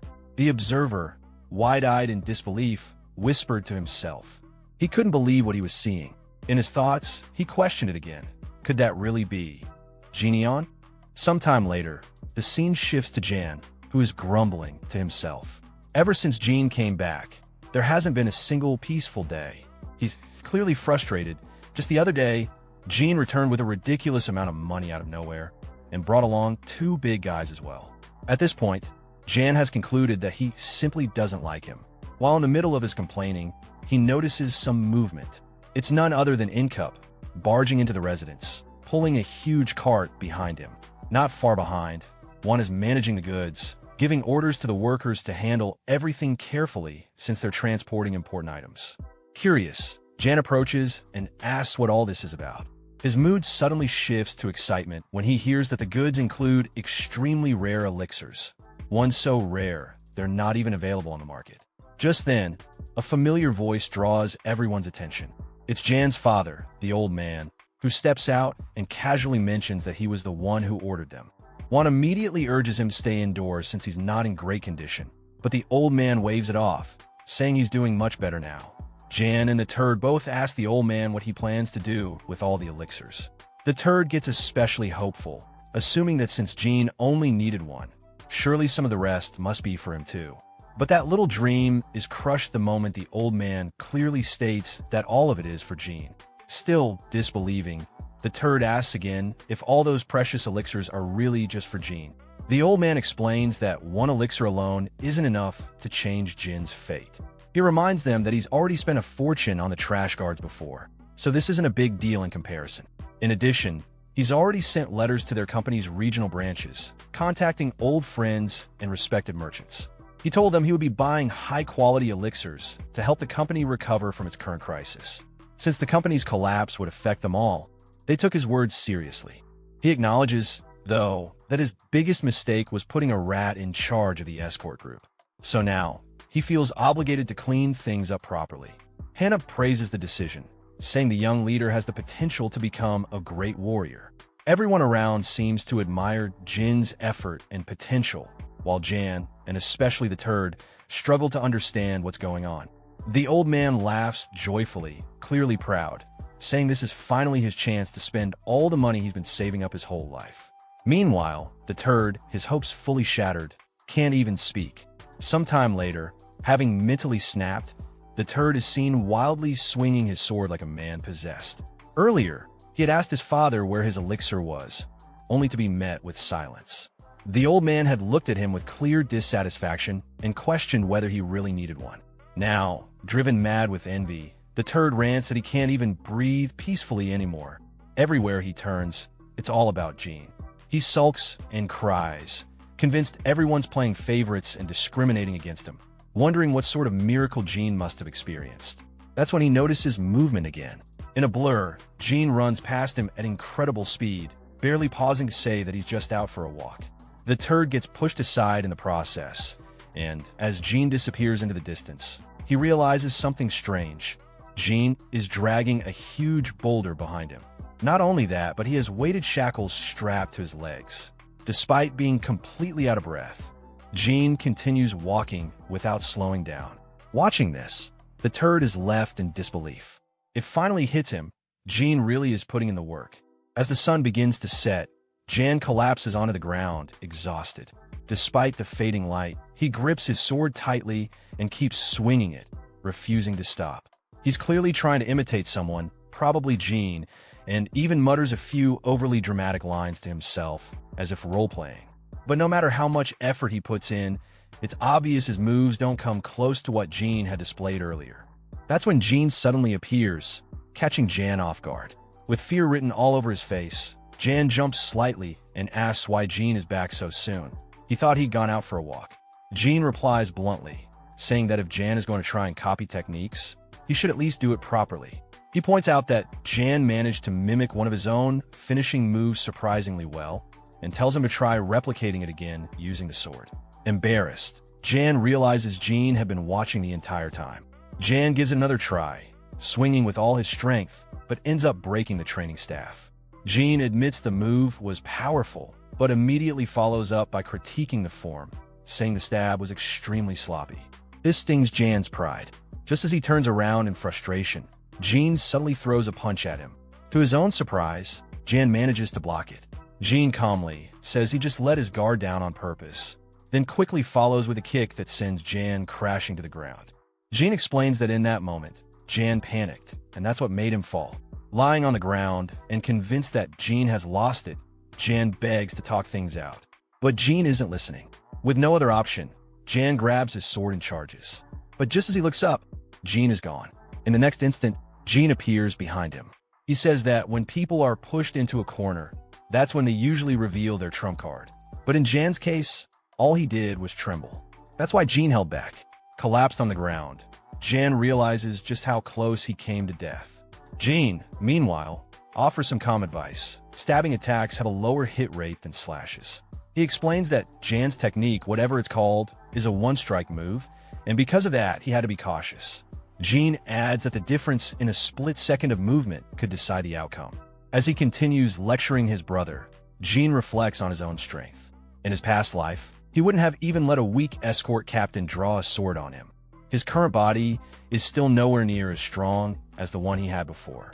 Even as the renowned Fist King in his previous life, there were still people he couldn't surpass. That thought unsettles him. It's not enough. Clenching his sword tightly, he tells himself that this time, he'll become stronger than ever, stronger than anyone. Just then, one of the guards comes to inform him that someone is waiting for him outside. As Jean leaves, he flicks his brother on the forehead. Jan starts complaining, but Jean pays him no mind and walks out without another word. Meanwhile, outside, some visitors nervously exchange opinions. They're trying to convince themselves that there's no way Jean could have learned martial arts. After all, wasn't he just obsessed with girls? But one of them, Guang, says he saw something strange with his own eyes. He recalls passing by the gambling den run by Myungo while drunk and catching a glimpse of Jean. Shocked, he says that before he could process what he saw, he vomited, and by the time he looked again, Jean was gone. The others, Ju Jar Yang and Samaguk, dismiss the story, thinking he's exaggerating. But as they confidently push open Jin's room door, they all freeze. Inside, Jean stands before them, completely jacked, muscles toned, and presence overwhelming. The group immediately closes the door in disbelief. Turning to Jin's maid, they ask if this is really Jean. She confirms it, shocking them even further. Still trying to process the change, they wonder if they were just drunk the last time they saw him. But their thoughts are cut short as the door opens again. Jean stands there, expression cold. He first tells his maid to take the twin guards to the dining hall and make sure they eat to their heart's content. Then he turns to the two visitors, his gaze sharp. "What are you waiting for?" he says, stepping aside. With a heavy look, he orders them to get inside. Shaking, the two pray silently for someone, anyone, to come save them. As soon as Lee Jian laid eyes on his friends, a wave of memories from the original owner of his body surfaced. In his mind, he recalled their identities with surprising clarity. These are the self-proclaimed four heavenly kings of wine and women. A bunch of eccentric men chasing after dreams and pleasures.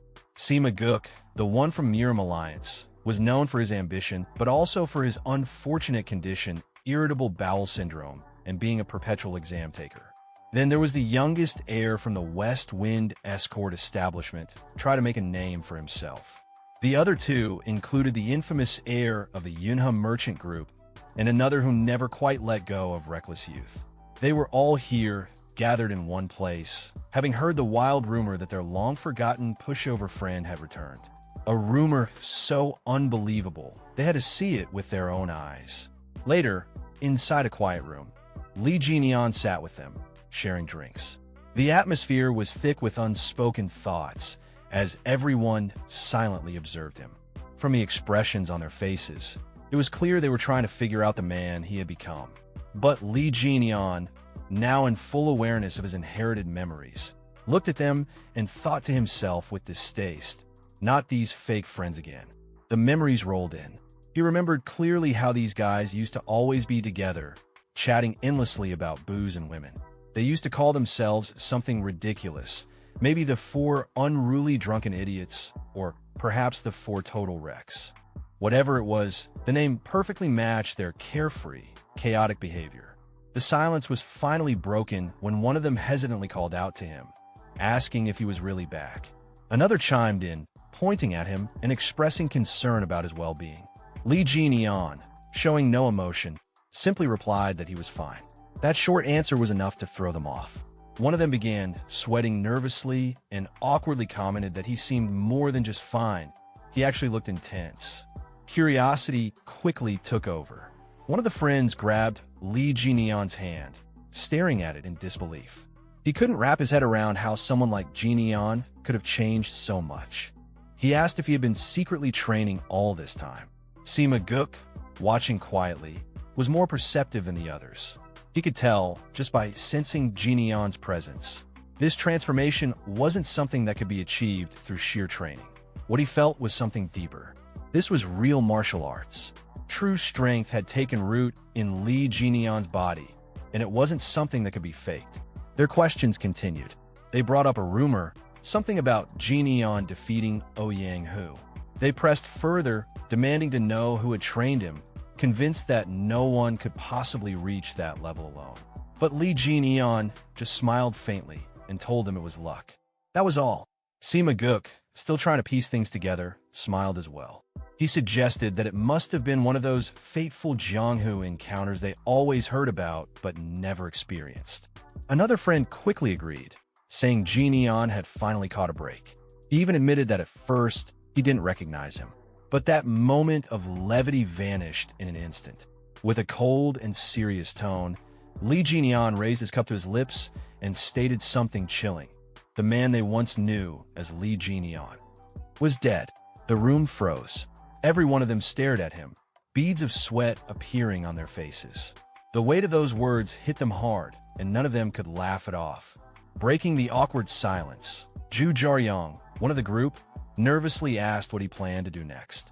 Without hesitation, Jian began to answer, about to mention something crucial, the demonical, but he stopped himself mid-sentence. Instead, he corrected his words, saying that he had debts tied to his sect that he needed to repay. In the meantime, he planned to help out with a merchant group while preparing for that responsibility. Suddenly, Lee Jinian looked toward his friends, his gaze cold and unwavering. With a serious tone, he made his stance clear. He wasn't interested in anything anymore, except getting stronger. His words brought the room to another heavy silence. The air froze for a moment before the group, clearly caught off guard, started panicking and whispering among themselves. One of them, confused, turned to the others and blurted out in disbelief if they had walked into the wrong house by mistake. Another quickly responded, denying any fault and saying it definitely wasn't his doing.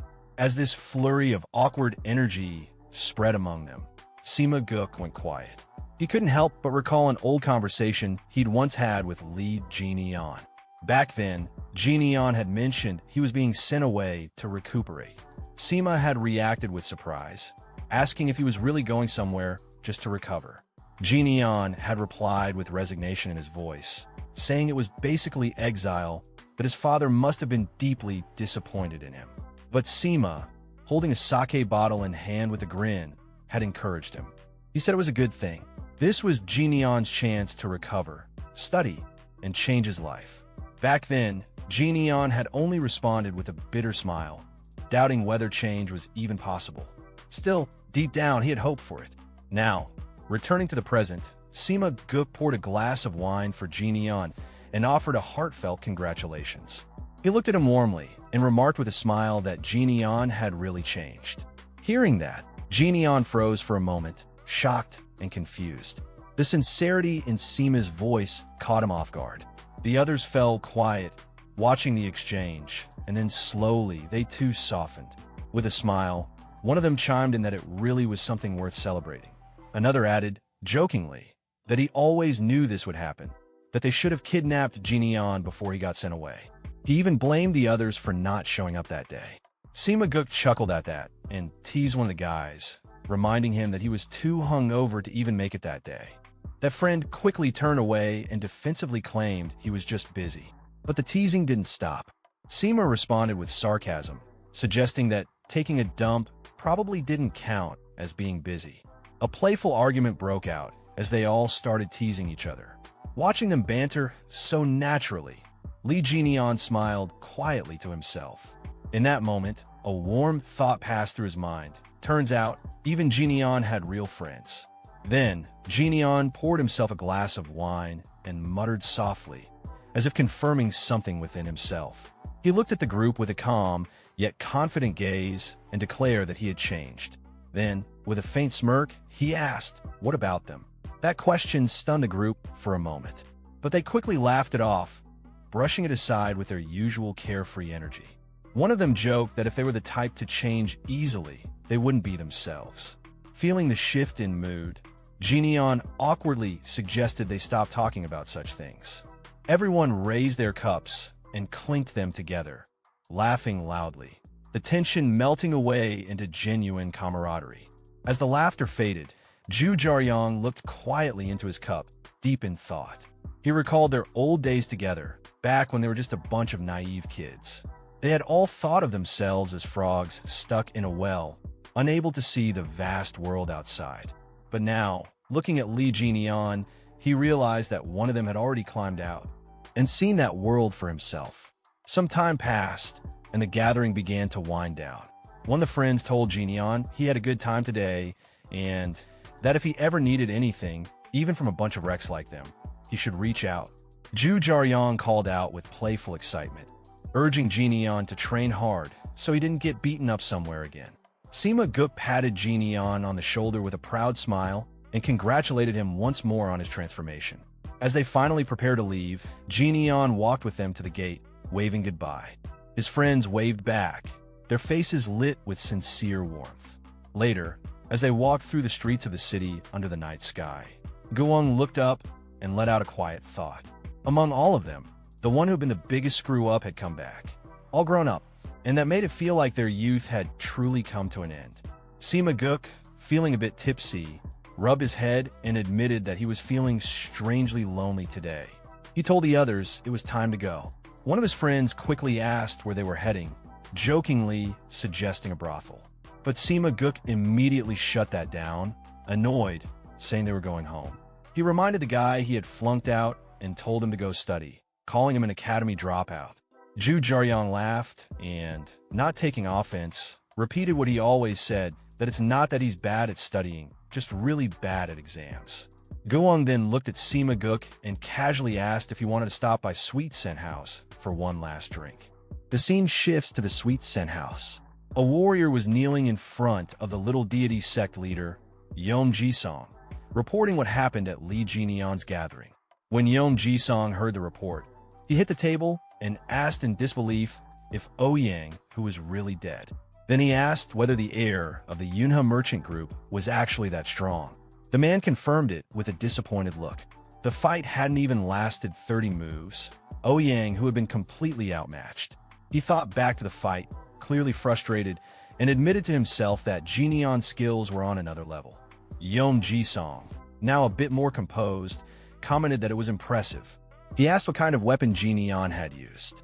The man answered that Jinian fought using only his fists. Yom Jisong raised an eyebrow. A swordsman losing to someone who didn't even use a weapon, it wasn't a good look. He shook his head and said it was a disgrace. The man hesitated, then asked about taking revenge. Yom Jisong replied that there was no reason to. It was a fair duel, and they weren't the kind of group to seek revenge over that. Still, the man pushed the issue. He mentioned that Yom Jisong and Ouyang, who had been friends, and said there should be some honor between them. Before he could say anything more, Yom Jisong killed him on the spot. A girl standing nearby was startled by the sudden act. Yom Jisong looked at the body and simply said that no one befriends a corpse. Then he ordered his men to take the body away. One of them responded right away. Noticing the girl, Yom Jisong turned to her and apologized for not seeing her standing there. Her name was Saran. Then, sounding annoyed, he said the drink didn't taste good anymore and told his men they were heading back. A servant replied, confirming the order. Later, while thinking over the situation, Yom Jisong noted that the Yunhe merchant group had not only refused to pay taxes, but had also killed Ouyang Hu. He looked concerned and wondered aloud how to respond to that. One of his men commented that it seemed like the merchant group didn't even recognize the authority of the little deity sect anymore. Yom Jisong wasn't surprised and agreed, then clicked his tongue in frustration. Another subordinate asked if they should retaliate. Yom Jisong dismissed the idea and said that they couldn't just go around killing people. That wasn't how they operated. One of the subordinates looked at Yom Jisong and asked again, was he really just going to let the Yunhe merchant group go? Yom Jisong paused for a moment, thinking about it. At that same time, Li Jinian's friends walked into the place together, chatting among themselves. Zhu Jiaoyang commented that even after seeing how much their friend had changed, they were still the same as always. He admitted they were probably hopeless. Guang responded casually, saying that Jinian only asked for one drink anyway, so it wasn't a big deal. Zhu Jiaoyang looked over at him and said that even that small step felt like progress. Sima Guk nodded in agreement. At least it was something. As Sima Guk passed by the sect leader, he overheard Yom Jisong quietly say to his subordinate that he didn't know what would happen next, but he did want the Yunhe merchant group's money. That stopped Sima Guk in his tracks. He turned to glance back at Yom Jisong, thinking to himself about what he'd just heard. The Yunhe merchant group. Yom Jisong, unaware that anyone was listening, continued talking. He mentioned that Li Xiaogman, the elder of the Yunhe merchant group, was known to be a skilled negotiator. Rumor had it he was far wealthier than people assumed. Then he wondered out loud, how much would the young heir of such a group be worth? Sima Guk, now realizing what was going on, looked concerned. Sometime later, he stood in front of Li Jinian and shared everything he had overheard. After hearing the report, Jinian responded calmly, asking if Sima Guk had come running back to him. Breathing out, Sima Guk admitted it. Yeah, he had. Jinian rubbed his eyes and yawned, replying that it was touching, especially since he had taken his time getting there. That annoyed Sima Guk. He raised his voice and said the situation seemed serious. It looked like they were planning to attack Jinian at any moment. Still thinking things over, Sima Guk added that now that Ouyang, who was gone, Jinian's house didn't have proper guards anymore. He asked if they should reach out to Guang for help. Jinian, meanwhile, remembered something Makin Siep had told him earlier, that the little deity sect had been planning something behind their backs with Ouyang Hu. He kept a calm expression as he asked Sima where those people were now. Sima replied that they were probably already back at their base. Jineon told him to come inside for now. Sima was confused and asked where he was going, but Jineon didn't answer right away. A bit later, inside the house, the two of them were getting ready. Jineon handed something over and told Sima to put it on. Looking around the room in confusion, Sima asked what it even was and where they were. Jineon explained that it was the guard squad's warehouse. Then, turning to him seriously, Jineon asked if he knew the way to the little deity's sex base. He told them to get dressed quickly. They needed to be back by breakfast. Sima looked surprised. He asked if they were really going right now. Just the two of them? Starting to panic, he reminded Jineon that it was just the two of them, and over there was the entire little deity sect. He said Jineon didn't even know what they were up to. But Jineon picked up a knife and held it up. He said it didn't matter. That's exactly why they needed to move first. Sima still looked unsure and tried to say something in protest, but Jineon interrupted him, calling him Mirim Alliance hopeful. Jineon tossed the knife gently toward him. He told him to lead the way. The scene shifted to the little deity's sex base. Guards in yellow uniforms stood watch. Some of them posted at the gates, while others patrolled the area. From high up in a tree, Jineon observed everything. Looking down at the base, he thought to himself that there were a lot of guards. This had to be the place. Hiding in the bushes nearby, Sima Guk whispered to him, asking if he was sure this was it. He admitted nervously that he wouldn't be of any help and reminded Jineon of that.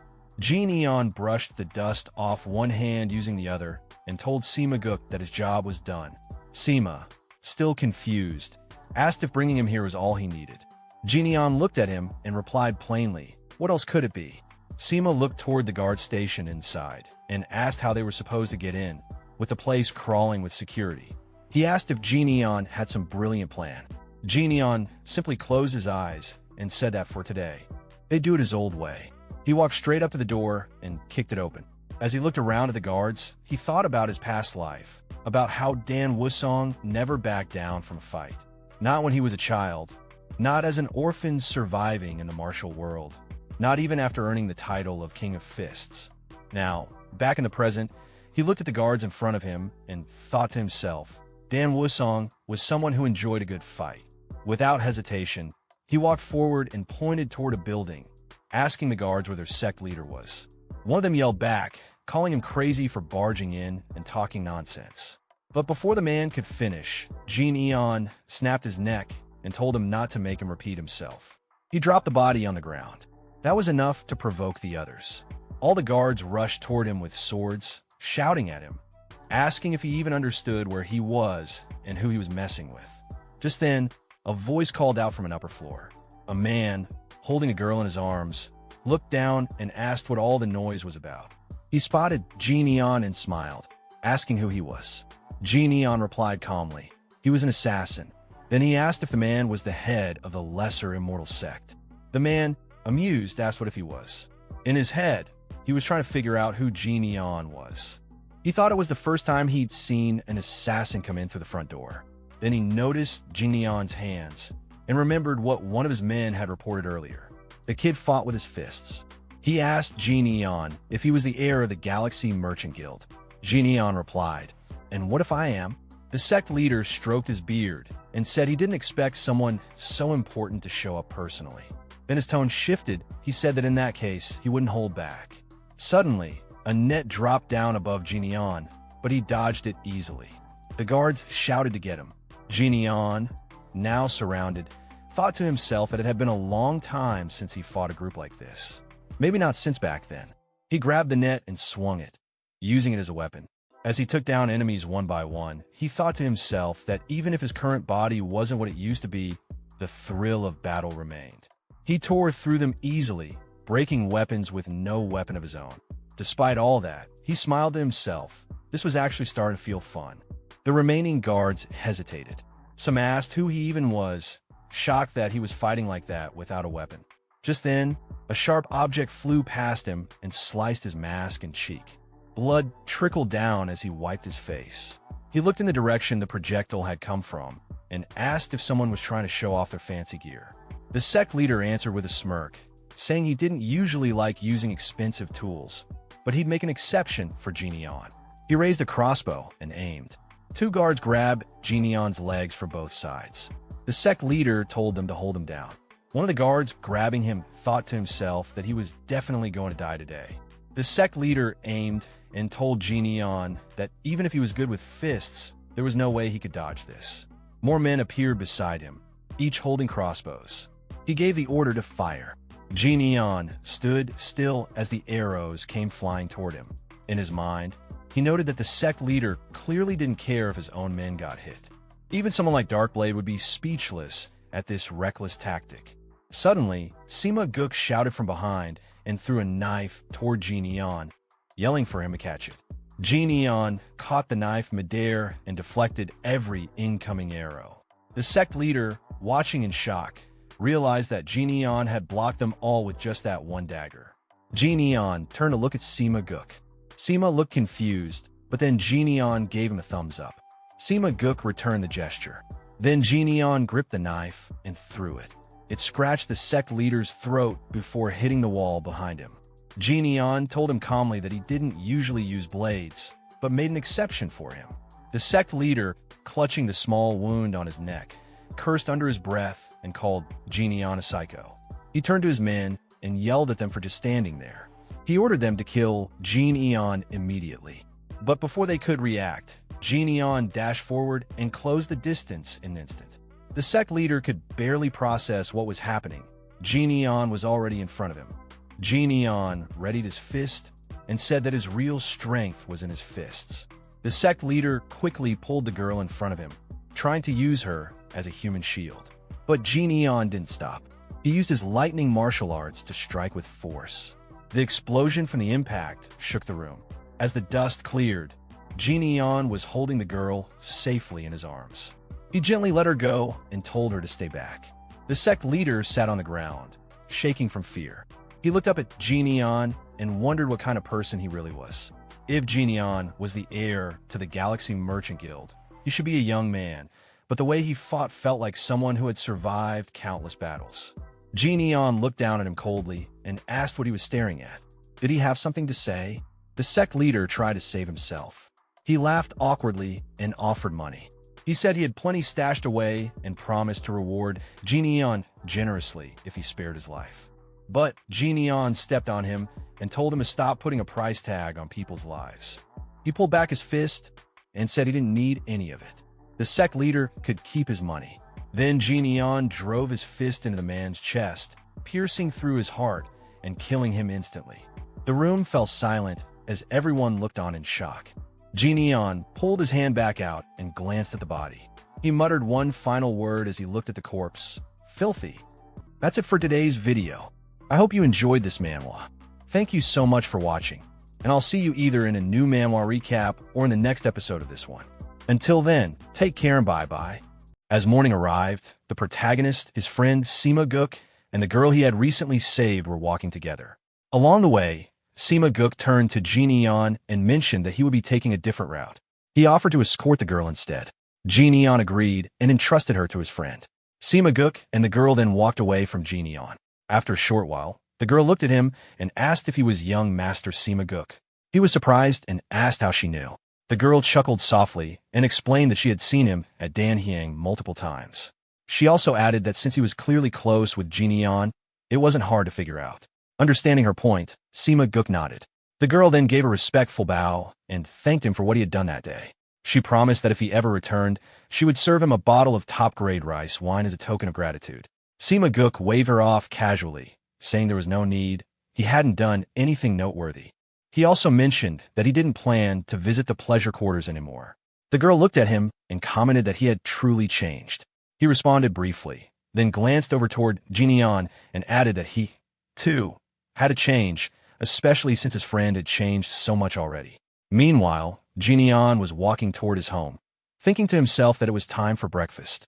Some time later, after finishing his bath, he stepped into a room where a table full of food awaited him. He invited the two bald men he had brought from the entertainment district to eat, encouraging them to be comfortable. The two men gratefully accepted and responded politely. Jinion, in a gentle tone, told them not to hold back and to eat freely whenever they were hungry. One of the men expressed amazement at the generosity of the trading company. while the other jokingly asked if eating 7 meals a day was acceptable. Jineon calmly confirmed that it was. As they chatted, the two bald men noticed Jineon's wound had already closed. They asked if he had been all right the previous night. Jineon gave a vague response while holding his chopsticks, but in his mind, he reflected on the situation. He realized that the sudden incident had shaken his core, something that wouldn't have happened in his previous life. This made him recognize the need to grow stronger. He understood that if he truly intended to protect the merchant group and stand against magic users, ordinary training wouldn't be enough. He needed something beyond conventional methods. Just then, a voice from outside his door informed him that a delivery had arrived. Curious, Jineon acknowledged it. A servant girl entered and placed a box on the table. As he opened it, he muttered that he hadn't been expecting anything. Inside was a letter from his friend, Gu Wong. The letter explained that after they had parted ways, Gu Wong had stopped by a tavern, had a single drink, and then left. He jokingly called it a sign of real progress. Jineon smiled as he read it. The letter continued, revealing that Gu Wong had also meant to deliver something on Jineon's father's behalf the day before, but had forgotten. Now he was sending it along. Jineon paused at the mention of his father, feeling surprised. The letter concluded with Gu Wong saying he would leave the item with Jineon and asking him to help watch over their escort agency once he had become stronger. As Jineon examined the contents of the first box, he immediately recognized what was inside. It was a piece of century root. Judging by its appearance and condition, it had likely been aged for 4 or even 5 centuries. He estimated that, with a bit of luck, it could help him raise his White Lightning 10-stage art to the 5th level. Holding the root in his hand, he reflected on the moment with quiet appreciation, realizing this was the kind of gesture that showed the true value of having a good friend. He then turned to the next box placed beside him. Inside was another letter. This one was addressed from the Teiho Trading Company. The letter spoke of a long-standing trust and friendship with his father and a gift offered in honor of that bond. As Jineon processed the message, he recognized the name of the firm. It was one of the wealthiest and most influential trading companies in the Central Plains. He realized his father must have reached out to them personally for assistance. The depth of that gesture and the effort behind it caught him off guard. He hadn't expected such care and foresight. Inside the box was a bottle, and as soon as he saw it, he was struck with surprise. It was pure, void stone milk, a miraculous elixir that martial artists could only dream of acquiring. It belonged to the same legendary tier as the 1,000-year spirit fruit, moon elixir flower, and 10,000-year snow ginseng. All of them were incredibly rare and nearly impossible to obtain. Jineon brought the bottle close and inhaled its scent. There was no doubt it was genuine. Even in his previous life, he had only managed to taste a few drops of it. He found it hard to believe that a merchant had managed to acquire something even top martial artists struggled to find.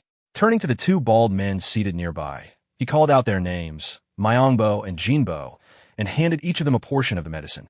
One of them immediately prepared to begin circulating his chi, asking the other to guard the room and eat later. As he accepted the dose, he asked what it was. Jineon simply told him it was good for the body and warned him not to lose it, emphasizing its rarity. Surprised by the comment, the man stood up and walked over to a nearby storage room. Opening the door, he gestured inside and revealed stacks of similar rare items, all prepared for Jineon. Seeing this, even Jineon couldn't help but be taken aback. A smile formed on his face as he silently acknowledged the simple truth. Money really was a powerful thing. 2 hours later, Jineon was seated cross-legged in his room, meditating. As he consumed the elixir, he noted its taste, bitter and without aroma. It reminded him of martial arts itself, bitter in the beginning, with no immediate reward. Training was painful, and often it felt like there was no progress at all. Soon, his body began to react. A strong heat spread through his core. He recognized that in his past life, his body would have already broken down under this intensity. Fortunately, he had taken the time to strengthen himself beforehand. A sharp pain surged through him, intense enough to force his eyes open. It felt as if his entire body was burning. The more he tried to suppress the pain, the more fiercely it fought back. Realizing resistance was futile, he changed his approach. He would push through it instead. With that decision, a wave of powerful energy burst out from his body. Some time later, Jineon exhaled deeply. As he examined his hand, he activated his energy with a focused gesture. Then, clenching his fist, he confirmed to himself that he had reached the 5th stage. However, a sharp smell caught his attention. He looked at his clothing and realized that the toxins released from his body carried a strong stench of alcohol. He wondered just how much the previous owner of the body had drunk for the impurities to still reek so strongly. Jineon looked down at himself and smiled softly. It felt like a farewell to the remnants of his old self. But his attention soon shifted to the glass bottle beside him. He picked it up, eyes narrowing in thought. What lay ahead wasn't going to be easy. Absorbing pure voidstone milk at this stage was like trying to form a bowl out of wet sand and then tossing it into a blazing furnace. The fragile structure was almost guaranteed to crack under the pressure. Yet, if he could endure the process, the reward would be immense. He could feel the intense spiritual energy within the elixir. It was testing him. As the dense black aura began to swirl around him, a thought crossed his mind. Perhaps he had become too greedy. Still, he clenched his fist in determination. With a powerful leap, he took off, heading toward a secluded spot to begin the next stage of his transformation. If he could overcome this trial, he knew he would emerge stronger than ever before. 7 days passed. Outside Jineon's room, his brother, Liwa Ian, stood with a troubled expression. It had been exactly a week since Jineon had started circulating his energy, and there had been no signs of movement or sound from within. Concerned, he reached for the door, but the two bald guards stationed outside immediately stepped in front of him, blocking the way. They greeted him formally. Recognizing them, Liwa Ian returned the greeting. He asked if there had been any updates. One of the men replied that there had been none, but Jineon had left clear instructions not to let anyone near. Hearing this, Liwa Ian let out a sigh, wiping sweat from his brow as confusion set in. He mumbled that even so, going this long without contact seemed concerning. Before he could finish his thought, a sudden explosion blasted through the door from within the room. The two guards quickly shielded Liwa Ian from the blast with their bodies. As the dust settled, Liwa Ian stared in shock at the sight in front of him. Emerging from the room was Jineon, his eyes glowing with lightning, energy radiating violently from his body. The overwhelming stench coming from the room made Liwa Ian recoil and cover his nose. His thoughts raced. Was this the condition known as chi deviation? Something he had only heard about in passing? Panicked, all three men rushed toward Jineon. One of the guards called out urgently to him. Two bodyguards then tackled Jineon, trying to pin him down in hopes of stabilizing his energy. They pleaded with him to come back to his senses. Liwa Ian tried to speak, beginning to ask if his brother was all right, but his words stopped midway. As he got a good look at Jineon's face, a chill ran through him. What he saw frightened him so much that he couldn't say another word. Liwa Ian quickly caught his brother in his arms, trying to steady him after the sudden outburst of energy. But Jineon rose to his feet once more without saying a word and began walking away. One of the bodyguards called out behind him, asking if he was all right and where he was going. Jineon, without turning around, simply responded that it was too hot and that he needed to cool off, insisting they not follow him. Without hesitation, Jineon leapt onto the rooftop and dashed off into the distance. Liwa Ian stood frozen, watching his younger brother disappear. He had no words to respond. After a moment, he quietly questioned himself how anyone could be hot on such a perfectly clear day. Meanwhile, Jineon kept running. His thoughts were in turmoil as intense heat surged through his body. He could feel every part of himself burning. His physique, still not fully attuned to the immense power he had taken in, was reacting violently. Clutching his throat, he tried to suppress the sensation, but the energy inside him continued to rage uncontrollably. He realized that if this went on, it wouldn't just be the Yunha merchant group at risk, he could endanger the entire street. He needed to put as much distance between himself and others as possible.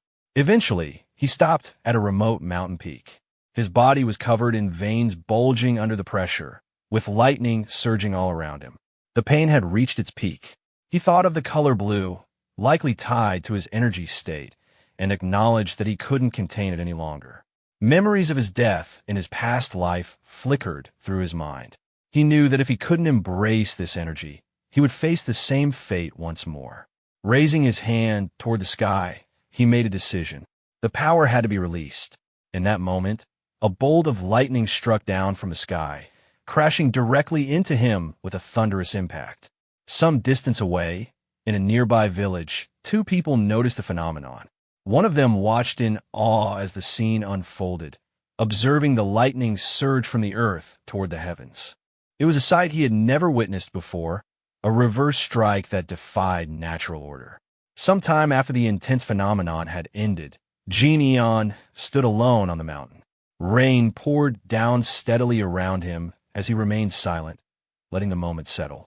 Clenching his fist, he counted under his breath 6, then paused and corrected himself 7. A smile formed on his face. If he was able to release that much energy, it could only mean one thing. He glanced at his hand, activating his energy once more to confirm it. The answer was clear. He had reached the 8th phase. Later, Jineon walked through the city streets, still partially undressed from the aftermath of his training. His presence turned heads immediately. Several passers-by, especially the young women, blushed as they watched him walk by. A few whispered in surprise, wondering who the half-naked man was. Taking notice, Jineon quietly thought to himself that he should at least get some clothes. Sometime after, he was inside a clothing shop, now dressed in a sharp outfit that gave him the refined appearance of a nobleman. He looked in the mirror, then turned to the shop owner and said he'd take the outfit. He asked for the price. To his surprise, the shop owner responded with a gentle laugh and insisted there was no need to pay. Jineon, confused by the generosity, hesitated. He didn't feel right about taking it for free. But the shop owner explained with a warm smile that ever since Jineon had beaten up the troublemaker from the Ouyang clan and the Little Deity sect, the streets had become noticeably safer. Fewer thugs caused problems now, and that peace had made it easier for him to bring his children to the shop. He pointed to his child nearby and expressed gratitude, saying that the free clothes were his way of repaying Jineon. As he noticed the rain still pouring outside, he offered an umbrella as well. The shop owner's child walked up, holding out the umbrella toward Jineon.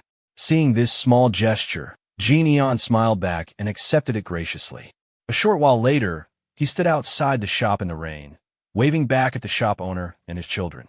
As he continued down the street, Jineon looked around and reflected on the changes. Things truly did feel more peaceful now. In the past, he never paid attention to what the streets looked like after a fight. But now, recalling the shop owner's words, he could feel the difference his actions had made. People were safer, families were more relaxed, and the atmosphere felt lighter. Looking ahead, he saw people laughing and enjoying themselves. For the first time, Jineon found himself smiling at the sight. The feeling wasn't so bad. Suddenly, his attention snapped toward a commotion behind him. Someone was running through the street in a panic, shouting for others to move aside. The man shoved someone out of the way, tried to escape from a group that was chasing him. The people behind him yelled not to let the man get away. As Jineon observed the scene, he immediately recognized the person on the run. It was Chil Myung-go. His thoughts locked onto the name with surprise. The man who had been chased earlier suddenly appeared before the protagonist. With a casual smile, he greeted him, commenting on the heavy rain. The protagonist looked at him with visible disappointment, noting that he hadn't changed at all. As the man stood confidently in front of him, the protagonist remarked again on how he was always caught up in a busy life. Meanwhile, a large number of people from the Moyang clan had gathered at the Emperor's assembly. Among them, a red-haired man confidently acknowledged the significance of all the clan patriarchs coming together after such a long time. He specifically praised Moyang Bin for his efforts. This red-haired man was Dako Mayong, the patriarch of the Dako clan. In response, a green-haired man humbly dismissed the praise, saying he had only arranged the meeting. This was Moyang Bin, the patriarch of the Moyang clan. Then, turning to another figure, he brought up a recent issue, mentioning that he'd heard about a regrettable incident involving Ouyang Seng's clan. He stated that Ouyang, who had apparently challenged a member of a merchant group to a duel and died as a result, asking if it was true. Hearing this, Ouyang Seng, the patriarch of the Ouyang clan, looked visibly irritated and surprised. Another person in the room then questioned the situation further, pointing out that Ouyang, who was supposed to be one of the more skilled martial masters of the clan. Yet another added that Ouyang, who had caused trouble with a merchant group, made a scene and ended up being severely defeated. Just then, loud laughter erupted in the assembly hall. Everyone turned toward the source, which was none other than Nam Gong-woo, the leader of the Emperor's Assembly and the patriarch of the Namgun clan. Known as the world's strongest martial artist and often referred to as the Blade Emperor, Namgun Wu was laughing heartily, mocking the situation. He found it ridiculous that someone from a merchant group had defeated a member of the Ouyang clan, calling it even funnier than a jester's performance. He asked if others agreed with him. One man in the assembly could be seen trembling with anger, though another quickly agreed with Namgun Wu to avoid conflict. At that moment, Ouyang Sing, now visibly furious, exclaimed that Ouyang had already been expelled from their clan. With his frustration boiling over, he declared that it was time to remind the merchant group of the true power of the Ouyang clan. Back on the street, the protagonist stood with his friend. He looked worn out and clearly exhausted from everything that had just happened. Li Jin-ian looked at his friend and remarked that he was always living a busy life. Before the conversation could continue, one of the gang members pointed a finger at Li Jin-ian and ordered him a hand over his friend, warning him not to get involved in something that could get him hurt. Li Jin-ian's tone turned cold as he asked his friend, Myungo, who these people were. Myungo explained that they were members of the Crimson Reaper Alliance, the most notorious underworld gang at the moment. They had recently been trying to take over the downtown district. He went on to say that, since he was involved in the auction business, he had discovered they had taken his ledgers when he went to organize the books, a theft he clearly resented. Li Jin-ian then asked if Myungo's hands had healed. Myungo showed his hands and said they were still usable, even managing a laugh. Facing the gang, Li Jin-ian stated calmly that they didn't seem to be from the area. He told them to come back when Myungo's hands had fully recovered, but to leave for now. The gang members were irritated, thinking his words were nonsense and that he must have grown up sheltered. But despite their thoughts, they felt an inexplicable pressure from him. One hot-headed member ignored a companion's warning, stepped up to Li Jin-ian, and arrogantly pointed a finger at him, demanding to know who he thought he was. Before he could finish, Li Jin-ian flicked his forehead with a single finger, sending him flying several meters and knocking him out instantly. Li Jin-ian then looked at the rest of the gang and told them he was hungry, and if they fought now, he might kill them all. He advised them to leave while he was still being nice and promised they would meet again, either through Myungo or himself. The gang, clearly intimidated, bowed and quickly left. Myungo, now more relaxed, turned to Li Jin-ian and asked him to buy food, saying noodles would be fine. With a disappointed expression, he clarified that the last time he was on the verge of death wasn't because Li Jin-ian had beaten him, but because he was starving. He even remarked that food had always been the most important thing in the Central Plains. Irritated, Li Jin-ian told him he could have just asked without saying so much, calling him insane. Myungo simply grinned and replied that it was surprising Li Jin-ian was only realizing that now. He then excitedly suggested they go to Jinpyeong Noodles, claiming it had the best noodles. Later, in the restaurant, Myungo finished his bowl and leaned back with satisfaction, saying he finally felt alive. After finishing his meal, Myungo looked at Li Jin-ian with a serious expression, teasing that it seemed like a branch of the beggar sect had taken up residence in his stomach. He pointed out how Li Jin-ian used to eat very little, like a bird, but now had changed completely. Myungo added that people shouldn't change so suddenly and should live according to the natural order. Turning toward the shop owner, he ordered 2 more bowls of noodles, then quickly changed it to 4. The owner agreed without hesitation. After a short pause, Myungo awkwardly asked about the twins. Li Jin-ian replied simply that they were doing well. When asked what they were doing, he answered flatly, training. Myungo guessed they must have grown stronger and then asked for another bowl, even though he already had one in his hands. He remarked that their food expenses must be huge, calling them gluttonous spirits. Li Jin-ian replied with a blank expression, I'm rich, which slightly irritated Myungo, who reminded him that he had also helped in the past. Shifting topics, Myungo asked how one could learn proper martial arts. Li Jin-ian questioned the reason, but Myungo avoided eye contact and explained that he was wondering if martial arts training would help him take on the Crimson Reaper, the leader of the gang they encountered earlier. He described the Crimson Reaper as someone with countless subordinates who attacked in overwhelming numbers and retreated quickly when needed. Li Jin-ian asked Myungo if he wanted to be taught martial arts. Myungo hesitated for a moment before saying he'd be grateful. Crossing his arms, Li Jin-ian asked if Myungo would follow his instructions exactly, to which Myungo confidently replied that of course he would. After all, he was the poisonous fox, Chul Myungo. Lee Jin-ian then pointed at the ground and told him to bow. Myungo rubbed his head in mild irritation, calling the request embarrassing, but eventually bowed without further complaint. Standing back up, he jokingly threatened that if Lee Jin-ian didn't teach him, he'd make a scene in front of the Yunha Merchant Group's gates. Instead of responding seriously, Lee Jin-ian swung the shop's borrowed umbrella and held it out, telling Myungo to hold it like he did. Myungo was stunned at the simplicity of the lesson and asked if that was really it. Lee Jin-ian simply asked what else he expected. Myungo grew frustrated, complaining that he had even bowed and threatened again to cause trouble. Before he could finish, Lee Jin-ian struck him with the umbrella and told him to shut up, instructing him to take the umbrella with one hand. Myungo held the umbrella and asked what to do next. Lee Jin-ian explained that it was a gift and couldn't be given away, but Myungo could borrow it. He instructed him to swing it exactly as demonstrated 100,000 times and then return it. He emphasized that if Myungo didn't want to commit to this, he should give up on learning martial arts entirely. Shocked, Myungo confirmed the number, clarifying that it wasn't 1,000 or 10,000, but a full 100,000 swings. Lee Jin-ian, unfazed, told him to stop talking so much and either get to work or leave. When Myungo questioned whether he was serious, Lee Jin-ian grabbed his collar and reminded him that learning a few basic moves wouldn't be enough to kill someone. He explained that with 100,000 repetitions, Myungo could at least defeat half of those men they had faced earlier with just a wooden sword. Instead, Myungo had run away like a frightened animal.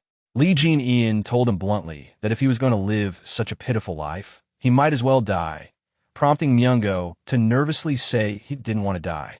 Releasing him, Lee Jin-ian told him to remember whether he was a rat or a poisonous fox, and to stop making empty boasts. Outside, the rain continued to fall. Myungo suddenly stood and asked to borrow the umbrella. Before he could leave, the shop owner approached Lee Jin-ian and asked him to pay for Myungo's food as well. After paying, Lee Jin-ian thought to himself that he would wait to see if Myungo would take the training seriously. He then shifted his attention to the Crimson Reaper Alliance, recalling his promise to seek them out and deciding it must be kept. The scene then moved to the Crimson Reaper Alliance headquarters. Inside a dimly lit room, a man sat on a bed while two bloodied corpses lay on the floor. In front of him, the group from earlier knelt in submission. A red-haired man looked at them and asked why they had allowed Chul Myungo to escape. The red-haired man questioned his subordinates, repeating their claim. They had almost caught everyone, but one of the poisonous fox's friends had stopped them, and they were saying that a merchant group's son had stood against all of them. The subordinates, sweating and visibly shaken, swore it was true. They explained that the man was extremely skilled in martial arts, with rumors calling him the strongest in the Yanhua region.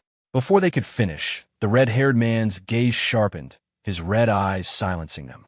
He then gave the order, have the men on standby, find both of them, and kill them. The scene shifted to Lee Jin-ian, who was hearing troubling news. One of the twins explained that the Crimson Reaper was infamous for his brutality, preferring to tear opponents apart with his bare hands.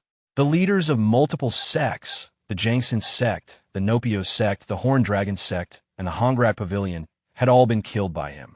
He had absorbed several factions in the Yukwan region, forcing tribute money from every business, from escort agencies and merchant groups to inns and pleasure houses. Even Chul Myungo had been extorted. The twins added that just the day before, the Crimson Reaper had taken over an entire auction house.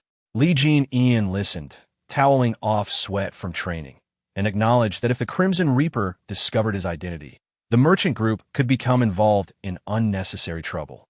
He decided he should confront the man first, before that could happen. Night fell over the Yukwan shopping district. At the Passion House, the building was busy, with guests filling every floor. Two women conversed, one instructing the other to check if guests in a certain room had left. Suddenly, a scream rang out, and another woman was comforted by her colleagues. She had gone into the Crimson Reaper's room, and something had happened. Worse, another woman named Seoli Ai was still inside. One of the women, Zhonghua, was informed that a new guest had arrived downstairs. She instructed the others to take the shaken woman away, let her rest, and avoid disturbing the Crimson Reaper. Lee Jin-ian entered the establishment. Zhonghua approached with a welcoming smile, introducing herself as the manager and beginning to explain the house. But Lee Jin-Ian interrupted her with a direct question. Was the Crimson Reaper here? Jianhua froze, startled, and asked him to repeat himself.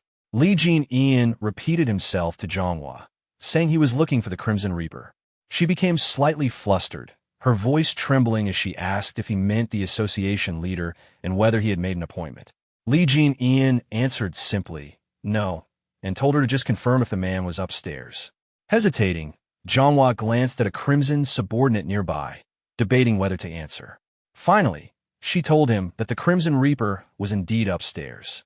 Without waiting to hear more, Lee Jin-Ian walked past her, calling her by name and instructing her to evacuate the others. Her mind flashed back to an earlier thought. Seolei was still inside that room.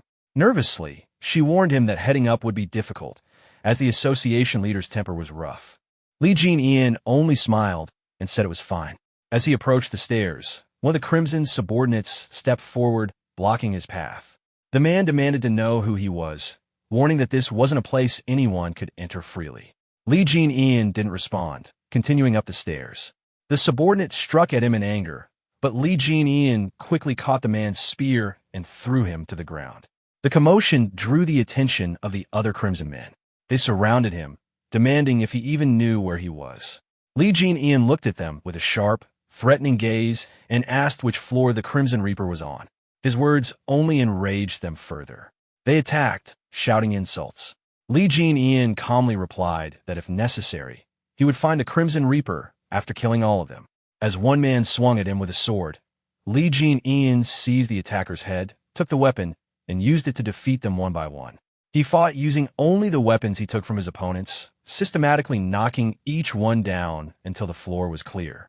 Finally, he stopped and looked at a nearby door. With certainty, he remarked that it wasn't the right room. Lee Jin-Ian prepared to attack again, asking aloud if he needed to smash every room. He began breaking into each one, sending the occupants fleeing in panic. After clearing several, he paused in front of another door, shouting in frustration that the Crimson Reaper wasn't there, and concluded he must be on the next floor.